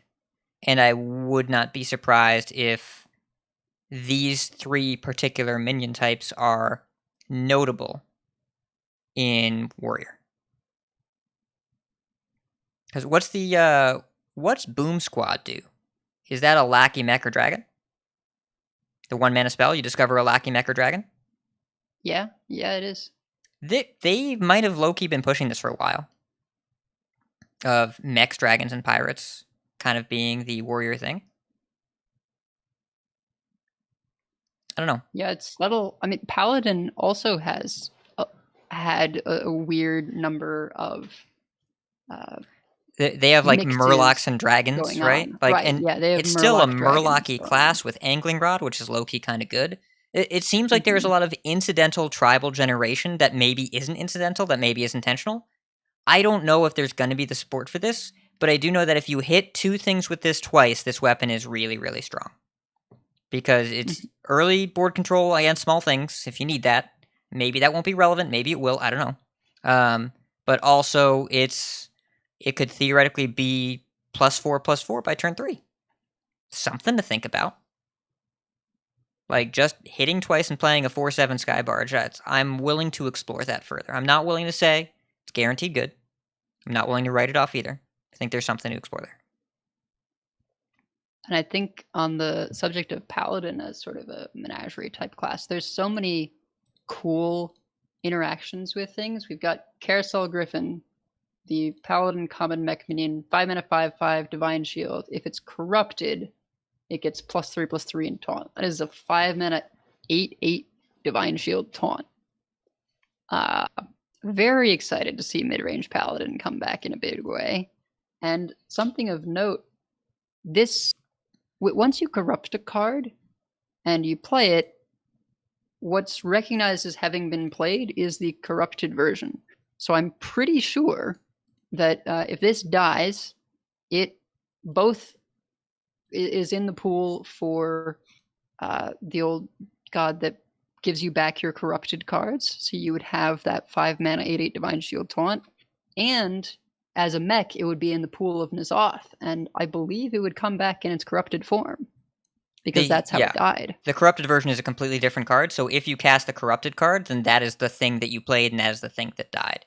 The card transforms in your hand. So that would be an excellent thing in Paladin if that's your only mech, and that's what you're going to be reviving with N'Zoth. Pretty strong. Yeah, I would play N'Zoth and get back a 5-mana 8/8, or get an 8/8 taunt Divine Shield. I would do that. It's slow. I am looking forward to playing Beef Paladin, which will just be giant taunts for the entire game. Because there's another card that we're going to talk about that's a 6-mana Paladin weapon that makes a 6/6 taunt. Play that to corrupt this, and then you just like taunt. You could do that. I don't know if that's going to be good. And I mean, at base stats 5-mana 5/5 Divine Shield, like pretty medium. Don't really want to play it, but you could if you had to. But I don't know. It's hard to tell with Corrupt because right now the meta is so built around low cost cards, and a lot of these things are going to be context dependent. Scholomance put all of the power in the set, almost all the power in the really cheap stuff, right? It was trying to angle cheap stuff. So I don't know if the expensive stuff is going to work, but it does seem like there are decks that really don't want to deal with this. And if I'm a Soul Demon Hunter and I was unhappy about playing against Paladin before, I am more unhappy now. Like, none of these cards give me the idea that the format's going to speed up. I haven't seen too much in terms of aggressive cards that really look like they're going to perform. It's so far, with limited context, it looks like it's stuff to slow things down. And that's interesting. When if you look at this Paladin curve, though, it's like insane mid-range. So you play Aldor Truthseeker, 5-mana 4/6 taunt on 5. On 6, you play this new weapon, Hammer of the Naru, 6-mana 3/3 weapon, Battlecry, summon a 6/6 Holy Elemental with taunt. So you got another big taunt on 6, This card, along with a that 3/3 card weapon. is good. Can we talk about Yeah, that card that- right now? Can we talk about I this card? Yeah, like that that card upgrades your a Carousel Griffin. lot. I think it's my favorite reveal so far. It's a high quality reveal. I mean, I compared it. It feels kind of like a fire elemental, except it has the 6/6 has taunt, and you take a little bit of damage. But I mean, it's like a fire elemental the turn it comes down, and then you just get a 3/2 weapon after that, which is pretty crazy. It seems quite powerful. Like that card. It's a 6-mana card, so there are obviously like you have to do stuff before then. Like it can't just be the thing you're focused on. But man, I like this card a lot. I hope it's as good as it seems like it is, because I want to play a 6-mana 6/6 with taunt that gives me a 3/3 weapon. That's just like I look at it reversed to how the card actually is. Well, and then after you've taken some damage with that 3/3 weapon, you just heal back up with the Libram of Hope at 7. Beef Paladin. Beef Paladin. just- We're just playing giant taunts. Any minion that's smaller than a 6/6, get out of my deck. I don't want you. We'll allow a 4/6 on turn 5. Otherwise, all beef all the time. Yeah. And again, it summons an elemental. These minion tags are intentional. 100% intentional. Because Libram of Hope does not generate a... I don't know whatever that thing would be, but that could have been an elemental if they wanted to be. It could have been a Hope elemental. So it's like, just make it more yellow and glowy and it's an elemental. But they didn't. So this is clearly intended to work with all this menagerie stuff. We're going to see so much more support. It's early on. Hard to tell without context. I don't know. But 6-mana 6/6 taunt with a 3/3 weapon attached, like, I'm here for it. I'm down. Another card, I mean, probably not good enough, but the first corrupt card we were shown, 4/4 with Rush. If it's corrupted, it's an 8/8 with Rush. Yes. That one's a beast. Yeah, we're not playing that card, though. That card's bad. I feel... But it's further evidence of them like really pushing these tags, right? Yeah, I mean, yeah, that's a 5-mana 4/4. Like, the base on that one is so bad. It's half a Faceless Corruptor. A 5-mana 5/5 Divine Shield, you can pretend like you're okay with that if you have to. If you're playing on curve and you're like, I don't know, their Mali goes through it. I have to play this 5/5. Like, you can convince yourself that it's good enough. It isn't, but you can pretend. 5 mana 4/4 rush, empty board. No, you can't. It's like you would rather hero power pass than do that, than admit that this was your plan B. So, jumped around a little bit, but yeah, I like these paladin cards. What are the cards? Bodicus, do you got a card? Pick a card. Surprisingly, there was a Demon Hunter card that stood out to me that seemed Ooh. quite solid. The Renowned Performer, which is a 4-mana 3/3 with Rush that death rattles into 2/1/1s with Taunt. Seems like just kind of a really solid defensive card to me. I don't know, just being able to remove something and make a couple annoying minions that you have to get through somehow feels like it has a place. I mean, it's definitely no like unnerfed Annoyo Giggling Inventor, but it's like, I mean, Giggling Inventor had to go to 7 mana. Well, technically it had to go to like 6 mana. But I mean, I don't know, there's a lot of like kind of interesting things going on here. I don't know, the card just stood out to me as a fairly powerful card, but I could be wrong. It seems like just kind of a generally good value proposition on the front end and the back end, right? Like it's, I think. I mean, I read it as a battle cry, and I was Oh. like, "Oh, that's pretty good." As a battle cry would That's be like nutty. really good Yeah. as a battle cry, but it's honestly in the deck that wants to play it. I don't know that it's that much different. Deck wants to play it?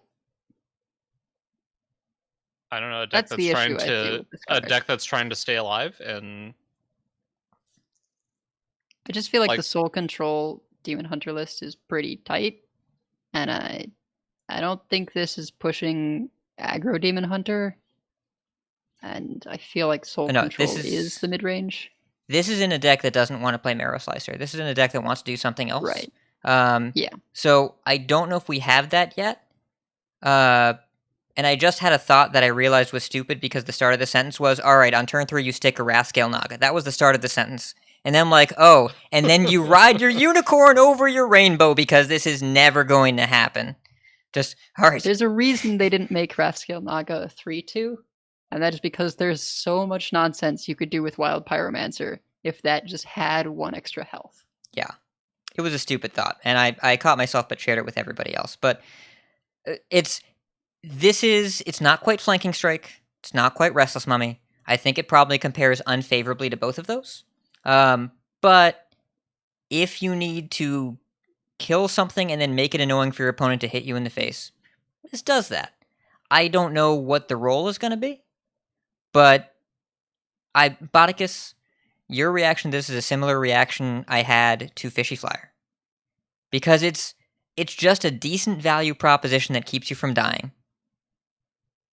and probably doesn't have a place in any deck ever. I didn't say that, but I led you that way. I mean, that's fair. Yeah. Also, I could see this being relevant in duels. I could see this being a card you put in your duel starting deck. 100%. I think in especially in the early duels matches, especially in those first few, I bet this would be really powerful. Yeah, I mean, it seems like it could be okay, but it's also pretty bad against a deck like Mage. It's like pretty bad against Mage. It's pretty bad against other Demon Hunters. It's good against And Rogue, I think. The taunts are actually It's good super against Rogue. It's definitely good against Rogue. It's pretty solid against Shaman, although we'll have to see where Shaman ends up after this. And it's also not great against Warrior. I mean, It does some things against Warrior, but it's pushing the token Druid, or sorry, not Druid, the token Demon Hunter archetype, right? They've had this there for a bit. Your Illidari Demon Hunter, where you make a bunch of little things and they die, and then you play Netherendamus. And I'm just not sure when that's really, if ever, going to be a thing. Again, because you need your value from Wrathscale Naga that turn, because it's not going to last more than that turn. But a 4-mana Demon Hunter card that I definitely do have my eye on more is the legendary minion. Ooh, we're talking about it. Il'gynoth.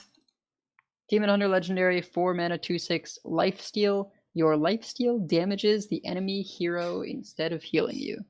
This feels like a Furnace of Wrath for Demon Hunter. For those unfamiliar, it was a magic card that doubled all damage. I think the analogy you're you looking have- for in Hearthstone is that this turns your Eldrachi Warblades into a Doomhammer. I think that's what you're looking for. And also, important note, this does not care what your health total is. If you are at full life and you hit for 15 lifesteal, your opponent takes 15 damage, not 0 damage. It's not like it tries to heal you and then sends that damage somewhere else, is that it turns your healing into damage for the full amount every time. This was confirmed on Twitter by Celestalon. So yeah, So I'm imagining... It's like Doomhammer, except the class actually has ways to buff your attack outside of Rockbiter weapon. So Right. And it has a good amount of ways to do that, and also has a decent amount of lifesteal cards. Yeah, so you can just play Soul cards- Cleave or cards pretty I-Beam or scary. whatever. Yeah, that stuff still goes face. Yep, and this counts on your opponent's turn too. Like if they attack into this twice, they take 4. But So I'm imagining this sliding into the Soul Demon Hunter just as a thing with Eldrachi Warblades. There could be some cool, clever things with Moarg and the lifesteal spells. how much Soul DH have you played Edelweiss? Bodicus, I know the answer for you, so I'm not going to ask. Less than you. I'm probably in the middle. But you've played like a good amount of games, right? Oh yeah, for sure. How often were you held back by your damage output, but you could still go face with Warblades? How often did that come up? Because the thing that I see with this card is that we can do a flashy 30 damage kill by buffing our Warblades a lot by playing this and having a bunch of like skulled twin slices and whatever and slappies and all that. But how often does it come up that we need this much more damage and we have the mana to cast this and the damage stuff? Like, that is the question I have of... Depends on what you're up against, for sure. So, the question I have is, do we need this? And that I don't know. I don't have a great answer for it, because I think there are worlds where we probably do. If people are skipper armorsmithing, then yeah, we want the damage, because it's a lot of damage. But this would turn Soul Demon Hunter into a combo deck, because you never get this out there before turn 10, or you play it on turn 4, and it's kind of annoying, but it's incidental and not what you want to do on turn 4. It's not a Marrow Slicer. So if you need to make a combo kill for a lot of damage in Demon Hunter, you can do this, but most of the strength of Demon Hunter is not needing to do that, of just being efficient in the mid-game. And this card is not efficient.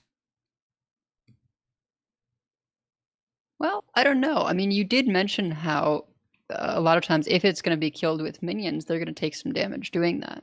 So, certain decks, you'll be able to run it out on 4, and it's just going to be additional damage. Obviously not against like the heavier control decks, but those are the ones where you can hold it back for a big burst turn. Set up with Eldrachi Warblades and then play this in some slices. So I think it's worth the card slot. I don't know that you necessarily build your deck around it, because while I think it'd be cool to do something like you run out this and Moarg and Soul Cleave or something, like it's cute, but it's not actually taking your deck in a real direction.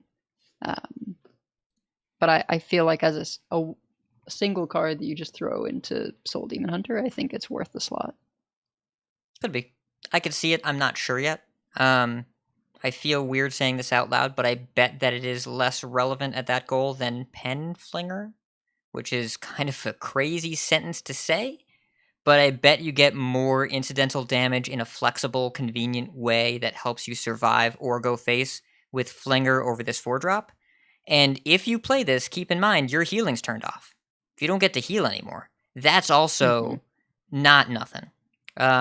It could very well be enough damage that it's worth doing this, but also if it ends up falling out of list 2 weeks into the expansion, I think that it would make sense to me. I mean, I am extremely surprised at Hat's take on this card because it's a 4-mana 2/6. And last expansion, that's all Hat wanted to talk about is how good just a vanilla 4-mana 2/6 is. And this is a 4-sit or a 4-mana 2/6 that domes them when they attack it. That It 2/6 gets in had there. taunt and also had a really annoying effect that was very easy to trigger. This does not have taunt. Well, But it it was does easy have to it was easy to trigger once we figured out that Wave of Apathy was a Frost Nova, a 1-mana Frost Nova. I don't know. I think this triggering itself is pretty relevant because you can think of it as, in some ways, a 4-mana 4/6, right? If you're ahead on board, which you often are as Demon Hunter, and the main place this is going is face, that's pretty good value of damage. So I wouldn't be surprised if this gets played on curve a lot more often than we might expect. Yeah, because I think that most matchups you won't need it for the giant combo kill, so you'll just play it on curve because what else am I going to do in turn 4? But that also means the card probably shouldn't be in the deck. I don't know. I don't know. I think there's a lot of times also where like you want maybe extra damage from Warblades and it's a matchup where you don't need the lifesteal. And so just being able to turn that into some extra damage could be nice. I don't know. We'll see. This is definitely a very interesting and unique effect, and I'll be for sure gonna try it out the first yeah. week. It's a cool card. I definitely want to try it out as well. But also, I envision a world where I have to face tank a Divine Shielded Taunt for lethal, and it deals no lifesteal, and then I just lose the game. I envision that in my future. Want to give a shout out to Based Inc. here for donating 5 subs in the chat. Based, you are fantastic. Thanks, lady. Where is... Here we go. Thank you, Based. You're awesome. All right. Next cards. Let's go. We got some time. We got another, 20 minutes. Let's talk about the Tonk. The Ooh. Darkmoon Tonk. Let's talk about it. Hunter, rare mech minion, 7-mana, 8/5 death rattle, fire 4 missiles at random enemies that deal 2 damage. Pew, pew, pew, pew. And we should talk about this with the It legendary, has- right? Like we should talk about these at the same time. Yeah, maybe. Oblivitron, that legendary. Oh Yeah. yes, Still in Oblivitron. standard. That is in standard. I mean, this card is just sweet, right? I don't know if super it's sweet. good. I don't know if it's good, but it's sweet, and I want to make it work. It's definitely a type of card I want to make work. And also, by the way, the video where we saw this card, amazing, hilarious. The raunchy animation, absolutely hilarious video. Just made me like the card even more. Also, I love yeah, these, the video but is I so feel good. like Hunter's going back to its old days of legendaries that are like, what does this even do for Hunter? Except we're also at a point where Savannah Highmane is no longer good enough to be called Hunter's legendary. I mean, it's no longer good enough to be included in decks. Right. Yeah. I don't know, this seems cool, but I'm not buying it as playable. I mean, I'm buying it as fun. And also the memes where it has the guy with the stock market thing going up. Stonks. And it's instead of stonks, it says tonks. And it's going up. This is just a great card for memes, and I don't know. I kind of actually don't hope that it sees any play because that kind of effect means it's probably super broken. But I definitely like the Oblivitron. That's kind of cool. The Oblivitron combo. I'd be down to see some Oblivitron combo. I've had very... Go ahead. Yeah, I started theory crafting the list, and the issue I was having was that in this deck, you're probably going to have the Darkmoon Tonks, you have Oblivitron, because you want to pull it from your hand, trigger its death rattle. I suppose you run Ursatron just because it's an early drop that draws you cards. But then you're weakening your Maxima Blassenheimer. Like it ends up becoming that the Darkmoon Tonk is kind of a high roll. I suppose you could put Crush in there, and so that's your beast, and then N'Zoth might get the tank, and perhaps Crush is your only beast. I don't know. It's like a weird thing, and without more cards, I'm just not seeing it come together. Maxima it's a very spiteful summoner. It's so spiteful it just wants to hit you in the face right away with a big tonk. But that's the questionable card. I didn't highlight that card specifically because I was like, all right, what's the hunter deck we're building that has Maxima in it? Like, what is that? Like, yeah, I can't even think. I can't think straight. It's just because, like, how do you actually build a hunter deck with no minions that you want to summon from Maxima, or do you have to just play Maxima with other minions and hope that it doesn't hit the ones that suck to hit? Like, Hunter feels I don't like know. a whole bunch of Something's pieces rough. to a puzzle that isn't done yet. And it felt that way with Death Rattle Hunter last set. And it still feels that way with what we've seen so far, and maybe some of these fill out. But I've heard people talk about Maxima in a Death Rattle Hunter deck. Are you really going to summon your Bloated Python and Dome for 1 and get your 4/4 and be like, I benefited from this deal? We're not going to do that. At the same time, the combos that I want to make fun of here looking at these on the screen have come back to bite me in the past when I have made fun of other combos, including but not limited to Raza the Chained and Shadow Reaper Anduin, which turned out to be pretty good in retrospect.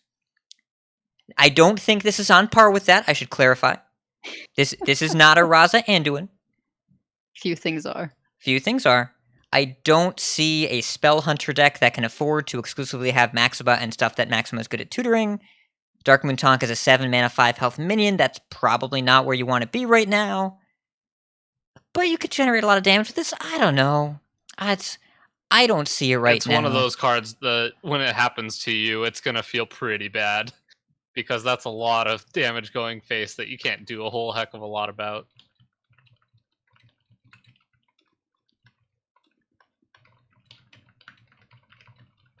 But yeah, I mean, I like the Darkmoon Tonk, regardless of whether it's sees any play or not. I like the card, and so hopefully I get to fire off some missiles. Looking forward to firing off some missiles. Yeah, it's... I mean, imagine if you cubed the Darkmoon Tonk. Ooh. Death Rattle Hunter and Wild, cubing some Darkmoon Tonks. Oh, yeah. That's your 10 mana combo after you get your Thaurissan tick. We're definitely building up to that in Wild. That's what we're doing there. Yeah. Tonk into cube.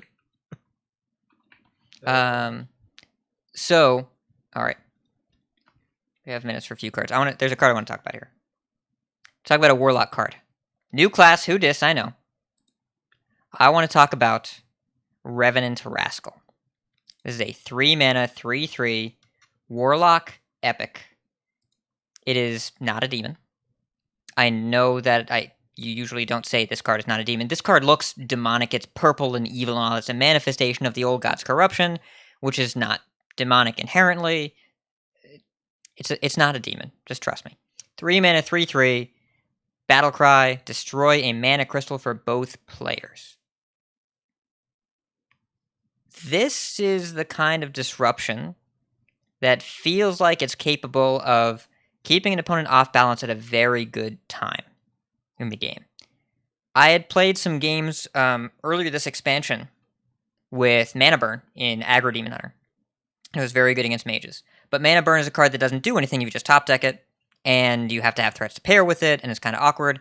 This is a slightly below stat on curve threat that is kind of a permanent Mana Burn being played by a deck that wants to keep minions low, or wants to keep mana low and plays low-cost stuff, and is hoping to disrupt decks that are a little bit slower. In particular, I think that if I were a Libroom Paladin, I would hate to see this card, because that deck is mana hungry. Dagger D in the chat is saying this is like a cult neophyte for minions and spells. Kind of true. Kind of sort of. I think this card will be really annoying to face if your opponent starts with aggressive stuff and you don't have the removal right away. And even if you do, it's just a pain in the butt to just slow the game down, or rather, keep the game in the early stages. So many decks want to get out of the early stages of the game. and need to get to the survival point fast, and this just sets everything back a turn. I think it's really strong. It's definitely a scary effect. Yeah. Zoo always shows up early in a set because people are figuring stuff out, but I think maybe this will be a set where it actually sticks around and lasts. And Warlock certainly needs the help. They got another card that's pretty Zoo-like, where it's 1 mana, discard your lowest cost card, give your board +1/+1. So it's like a different take on Grim Rally. Grim Rally, but sacrifice a card in your hand instead of a card in play. And target a discard. So, like, if you Yep. get rid of a Bone Web Egg or something, that's pretty good. Oh, I forgot that card was even around. I wonder, so how would that work? If you do a Bone Web Egg, would they get buffed? I'm pretty sure yes, because you discard them. I think so. I don't know 100%. I would assume that that's a specific interaction that they want in the game to happen. So Yeah. my guess is that they would have it happen how you would want it to happen, but And I not think obviously not guaranteed. I gotta look up what Bone Web Egg says. I agree with that bot, but also I think within the rules of the game, I think it would work anyways. It's so the words that we look for in triggers a lot are whenever and after, but this just says if, which I think means as soon as it happens, which is also neither whenever nor after. So I know when those things happen, but it looks like that this is just as soon as it's discarded, I think it just spits out the spiders. I would guess you get 2 3/2 spiders. Don't know 100% for sure. And we're still getting pretty optimistic here with just having a Bone Web Egg in your hand and it being the lowest cost thing you can do in a deck that probably plays a lot of 1-drops when Bone Web Egg costs 2. But might be something here. I don't know. This is an early disruptive threat. I think that deserves attention. I think it looks cool. I'm glad Hearthstone is messing with this stuff because we're not doing interaction on other people's turns with counterspells or whatever outside of secrets. But yeah, I think this is a good direction for the game to go in. They're definitely messing around with some scary effects recently. Like, even though that Demon Hunter card never saw any play, the shuffling a card from your opponent's hand back into your deck is a scary effect to think about with Glide and the Legendary, which neither of them really saw play because I think they're very scared about printing an effect that's too powerful. But or they're afraid of making effect that's very powerful cost too little so that you don't have a lot of time to interact with it. Kind of the reason why they ended up nerfing Elucia, because it would just could come down too early and the effect was really strong. So when you're Iksar was definitely talking about that even in our interview when we talked about the idea of making the roguelike dungeon run type thing a PvP experience. Is he said that, you know, when you're playing against a computer opponent, it doesn't really matter, you know, their feelings aren't as hurt as when you start doing that stuff to actual people. So yeah, it's interesting to see how far they're going to end up pushing effects like this that really mess with your opponent. They did nerf Turtle Mage, so not that far. Because they could have just left that in the game. But what did Turtle Mage do that affected your opponent? I understand that it made it so that they didn't get to play the game, but there's a big difference between like that's mostly not the thing. getting. Well, there's a difference between not getting to play the game and not getting to play with the cards that you put in your deck because your opponent took them. That's a very different feeling for a lot of people. Or not being able to play with stuff because your opponent's not letting you. Like the idea, but the difference between like Counterspell and Mana Burn. I was gonna say Counterspell and Doomblade because that's the Magic reference, but You're thinking of probably Oh, okay, sure. Yeah. Counterspell and like Stone Rain. a minion kill, right? So the difference, I guess, I think the difference is actually even less in Hearthstone because the ability of being able to take game actions versus not, having your mana disrupted early so you can never play anything versus having what you play don't matter. There are different points in the game. I think the mechanism Turtle Mage interacted on, just it's your cards weren't green anymore. like you just couldn't do anything with your cards even when they were in play. I would feel like that's the same kind of feeling of denial, but it's later in the game, so it feels like something you couldn't stop them from doing, as opposed to you never got a chance to start. I could see that being different. And land destruction is a notoriously negative thing in Magic the Gathering, where like it's people have house rules of no land destruction a lot of the time. Basically, it's lands are like mana crystals in Magic, and disrupting your opponent's ability to have mana crystals is frustrating. It's a frustrating thing. So I'm glad they're not doing this in large quantities, at least that we haven't seen so far. And the only other mana disruption card I think I can think of in the past did not see a lot of play. Shout out to Mojo Master Zihi. Well, mana I burn. was Mana so burn high was on that mana card. denial. Did not work out. Saw a bit of frustrating play when that card was printed. I I suppose was it's pretty a little bit. unhappy about Yes. that one. You were, So and it's not a great experience to be mana burn. I'm not going to say it is. So I recognize there may be a different response here. At the same time, it's limited and it's in Warlock, so how bad can it really be? I don't know. All right. I think we have time for one more card. So I think we should talk about, there's a card I really want to bring up and see what y'all say. Boddick has talked about a Demon Hunter God of card. Metal. Is it what? The God of Metal. No. Boddick has talked about a Demon Hunter card, so I'm going to bring up a Priest card. The nameless one. Priest, legendary minion. 4 mana, 4/4. Battlecry. Choose a minion. Become a 4/4 copy of it, then silence it. Just to clarify how this works. 4 mana. You pick something. This minion that you just played turns into that minion. Except it's a 4/4.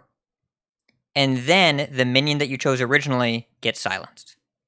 So, if you target, say, a Tyrion, then this becomes a 4/4 Divine Shield, Taunt, Death Rattle, gain the 5/3 weapon, and then Tyrion becomes a blank 6/6. If you choose an Edwin Van Cleef, then this becomes a 4/4 Edwin Van Cleef, and your opponent ends up with a 2/2. You get the idea. Talk amongst yourselves. Seems solid. I don't know what to make of this card. I don't know if it's good. My instincts say that it's I was gonna probably say- not that great. yeah, that's where I was landing. But I've seen such wide reactions on this card that I wanted to bring it up just because I don't know what to make of it. I mean, it feels like in part tech card, right? Because of the silence. But honestly, I feel like 4 mana 4/4 for something with that effect is not sacrificing a whole lot. Spellbreaker was a 4/3. And it seems as though there's going to be a lot of pretty nice effects going on in this set, and I feel like silencing them could be okay. I mean, even if your opponent has a rush minion and you just make a 4/4 version of it to rush into something, it feels to me like one of those legendaries where it will often be fine, but it'll sometimes be amazing, and that might be worth including. All right, I'm going to refer to our Twitch chat real quick. Better Spellbreaker, sometimes good. Feels like Mind Flayer cards all over again, just a solid mid-range dude. Broken and Wild, total meta call. Depends on the meta because silence is generally pretty good. It's just okay, I think. This is why I asked. There is no consensus. I don't know. So, I don't know if anybody knows. This feels Maevi to me, which is a card that might look better than it is, but like fringe relevant. I think it is probably better than Maev. I think it is probably worse than Mind Flayer Karj. But I don't really understand the application as much here because you need like a 4 mana 4/4 is pretty bad. Now, it is worth noting it will have taunt often, and that's good, especially if it's 4 mana 4/4 taunt Divine Shield, for example. But you're still leaving behind the stats in the way that minions look these days. If you silence a Libram of Hope token, it's still you're still leaving them with an 8/8 and you have a 4/4 Divine Shield taunt. Like, that's fine, but they have an 8/8. We're past the point where silence removes a lot of stats most of the time. I don't know if I'd have room for this unless there was something specific I was trying to do. That's where I'm at right now.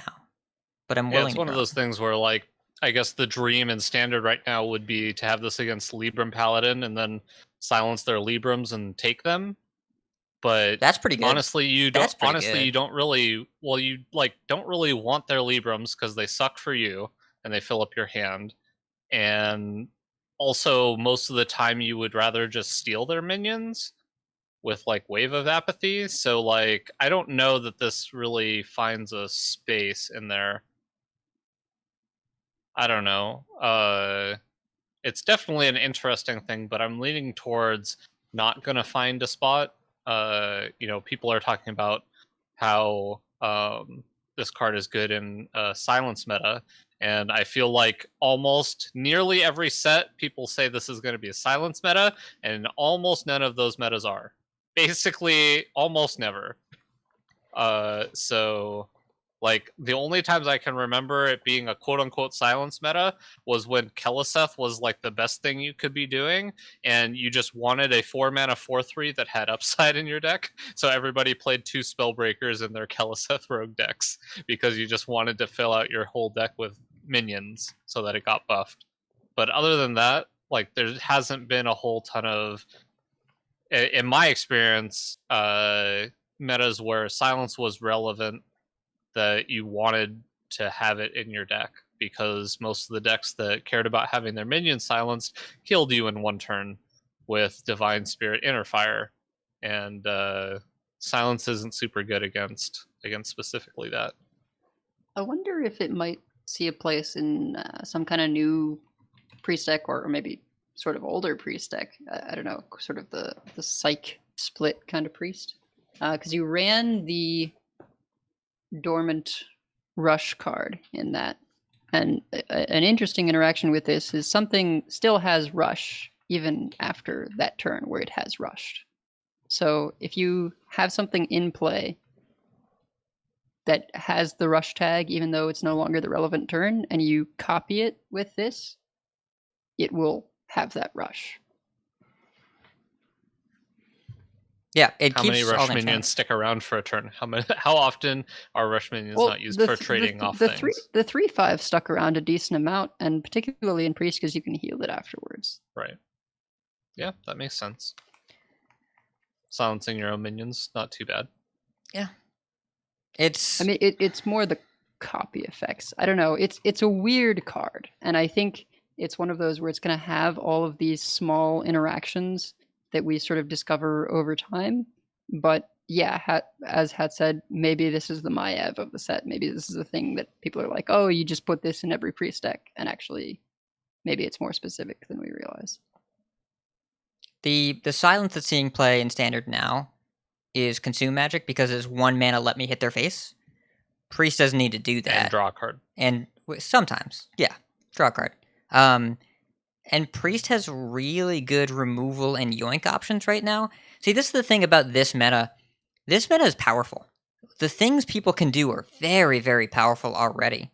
So cards that would have felt strong in Whispers, in the original Whispers, would probably not hold up all that well today. And this feels like a card that would have been really strong back then, and is kind of niche now in a way that I'm not sure is applicable. Could be wrong, but copying a minion without copying its stats, the stats are a really big part of the equation these days. So I don't know. And maybe there's some value to this card in Wild because we're playing Reno Priest and the cost of 1 deck slot isn't that high. But in Wild, this also just seems kind of slow. I'm just not sure what we're copying with this that we need this effect as opposed to a bunch of the other silence effects in Wild. Yeah, and we're not playing... Priest isn't playing Master Spell right now, is it? No, but you don't get a body with Master Spell. Sure, you get a card.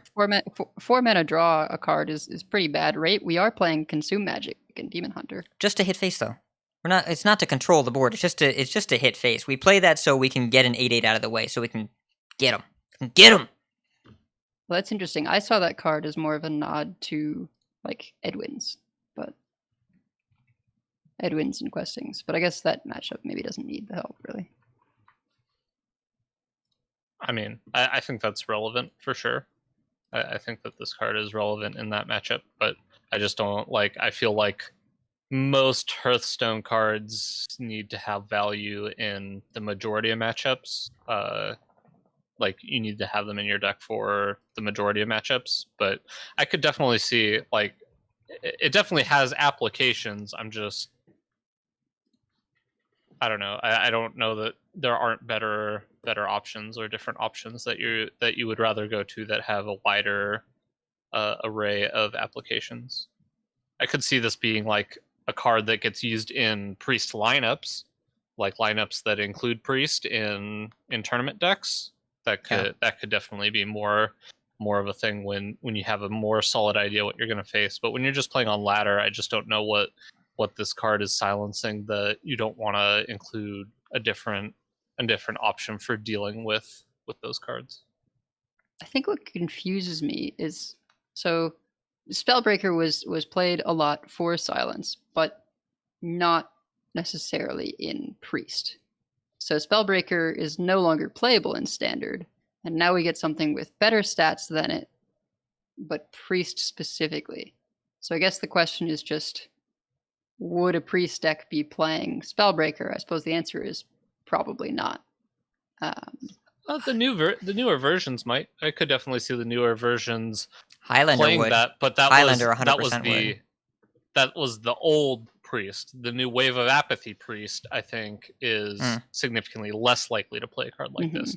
If we were still playing, I think you're 100% right. If we were playing Psych Split priest, then I think this card would be very solid in a deck like that. It seems like it would go really well. But I don't know how many priests are still playing the 3/5 with Rush, the dormant 3/5 with Rush. I think if you're playing that, then this seems to go in a deck similar to that. I could definitely see it.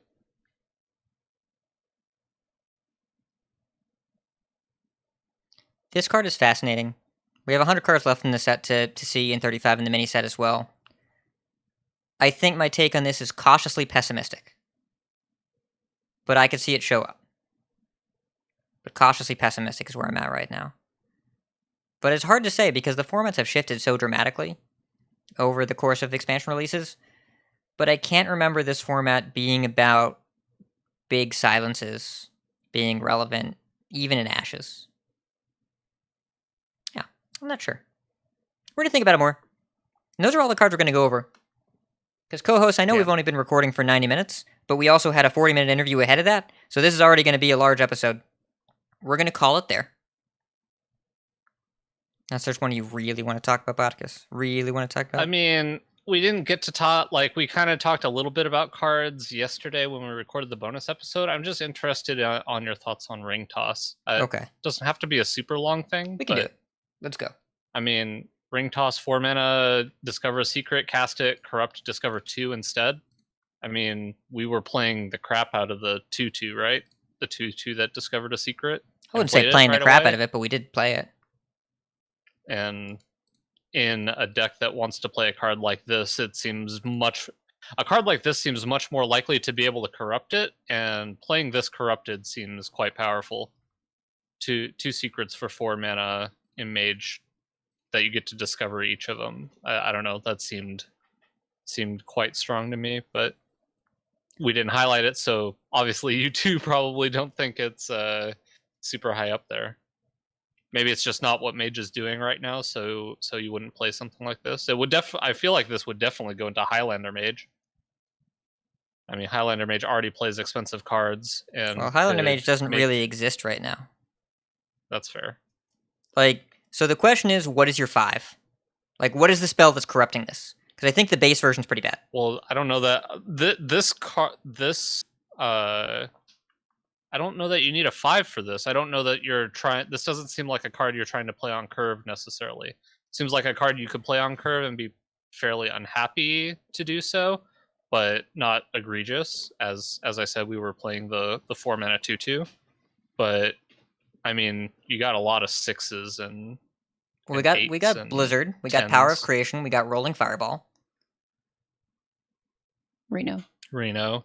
really it's only not just see this spells. in a It's not Highlander. just spells. It's Yeah. every card. Yeah, Yeah, any it's card. everything. It's every card. See, I have to work on that perception because the card that you play J-Bar or Ras, and then you're fine. Okay. Yes. Okay. I can see it. The card that this reminds me of, though, is not a charitable comparison. I'm going to tell you a card that 4 mana and seemed like with a little bit of setup was very powerful. Unexpected Results. Yeah. I Later don't move think to 3. it's not quite the same. In fact, it's this card is better than Unexpected Results. It's like drastically different. But it's doing very, very different things. The 4 mana card where the thing you get at base cost is not very good, and the thing you get at setup seems like it's worth it. And I don't know if it's worth including this to jump through the hoops to get what we need. 2 Secrets is good. And I've been blown out by randomly generated secrets more than anything else in Mage that I can think of.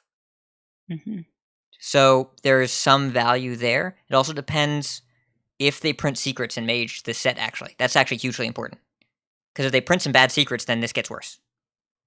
But I feel like you think that spell damage is much easier to get than it actually is. I was wrong about Unexpected Results. This card is better than that card. This card is better than that card. Unexpected Results, what was the Molten Breath card or whatever from Shaman? You just like think that you get this spell damage thing going and it's, we could just set it up. Whereas like this is just like you just play cards that you're going to play in your deck and then this card gets a lot better. I'm kind of falling where Baystink and Daggerty in chat are, which is this is going to be a great generated card that Mage sees sometimes, but I don't know that you include it in your starting 30. Maybe in Highlander, because you want maybe like potentially the extra Flame Ward or Ice Barrier or something. I don't know. But I am not super high on this card as a include in your deck. But here's the question. If every mage plays this when they generate it, and it is tiltingly powerful when they do, should they include it? Because it's hard to tell with yes. Mage. It's so hard to tell what deserves a slot in the opening and what doesn't. You're going to get this off of Wand Thief a lot. I think what's going to happen is you're going to have somewhat mediocre Wand Thieves and going to pick this a couple times, and then you're going to realize that it's very powerful and probably end up picking it more often. And then I think people are going to try it index, and it'll probably be pretty good. But that's just a guess I had when I saw the plausible. card. And I think that's a plausible outcome. I could see this card being so annoying to play against that we just start with it to annoy your opponents more, and it ends up being good because I opened this show with an anecdote about losing to 1 randomly generated secret from Mage, stopping my tidal wave, and this is 2 in sequence, which means you're really likely to hit Counterspell or Ice Barrier, and both of those 2 are very powerful secrets right now. It also depends if they print a good secret. Yeah, or both. It also depends if they print a good secret this set, or if they print a bad secret this set. I could see a world where we include a copy of this. I could see it. When we have J-Bar, when we have Ras, I could see it. And Mage is going to look different next set anyways because it always changes. Yeah, I honestly, I just don't think that the base version is enough worse that you wouldn't really want like the better version of it. It's obviously suboptimal, and it's most of the time you're just not going to play it for that.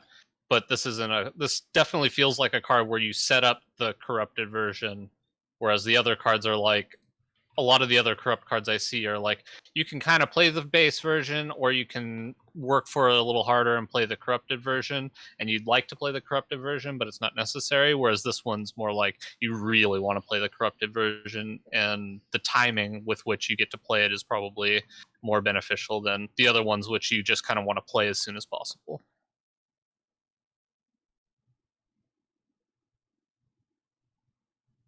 This set's interesting. I like how they're designing cards these days because there are so many. It's so hard to evaluate, and we need the context, but even when we have all the context, I'm just not sure where this is going to go. That's interesting. Yeah, I might toss a copy of this in my mage deck.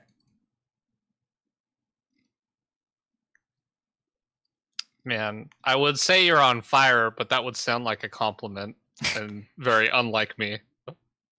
Or you could say that you wish I was on fire. That would be probably more accurate. I don't wish you were on fire. I'm I glad you're not on appreciate that. fire. Thank you. All right.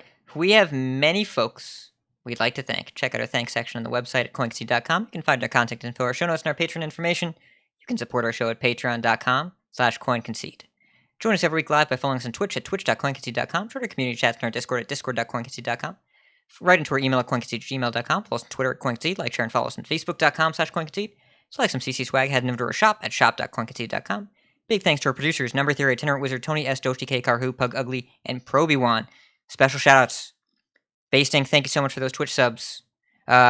Blizzard, to Dean/Iksar and the Blizzard PR team, thank you so much for making that interview happen. You're awesome. You're great.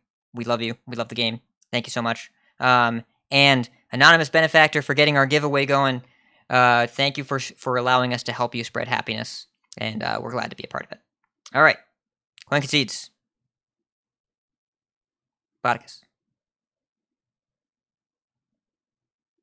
Edelweiss. Well, of course, Coin Concede to Iksar and the whole PR team at Blizzard. We always love doing interviews. He was a lot of fun to have on, and I appreciate having a fellow weeb join. That was good fun. And then also Coin Concede to Dice Roller, who I did a coaching with earlier, convinced him to play some Stealth Rogue, and we had a very positive record. I think it was like 6-1 or something like that. It was pretty great. As for me, I'm going to Coin Concede to, everyone that was here in Twitch chat. Thank you so much, everyone, for being here. There were a lot of friends here. Also to Legacy Team and THL the Pod people. We're getting there. Playoffs. We can do it. We can make it. Top 4. Let's go. I don't know. Coin Concede to everyone in the world that's trying to keep it together right now. I'm right there with you. All right, Bodikus, who you got? All right. Coin Concede to everybody who sent in questions for the bonus episode, because we had some amazing questions. I was really stoked to talk about some of the topics that were given. So that should be going up pretty soon, and excited for you all to hear it because I really enjoyed the bonus episode yesterday. Yeah, and hopefully that should be going up. Well, I'm hoping tonight, but it depends how late Bodikus is staying up. I would say don't hold your breath. I'd say tomorrow's the safe bet. We'll figure something out. Maybe I'll even do some work and post the show myself. Wouldn't that be crazy? We'll figure it out. The show has been recorded. It's going to be out before what you're listening to right now if you're in chat or a patron. And if you are in chat or a patron, we think you're great. So thank you for that. And that's going to do it. So keep calm and I don't know. Keep calm and stay off. Believe it. Yeah. Keep calm and stay off of Twitter. And if you see us on the ladder, Coin Concede. Coin Concede. Coin Concede.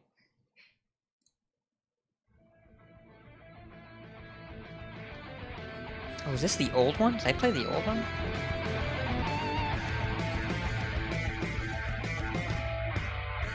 I think there's just no... You have been. Oh, there it is. It's the old one. Choose death. Right? What a shout out. What a callback. I concede. All right. Thank you, everyone, for tuning in. Stop recording.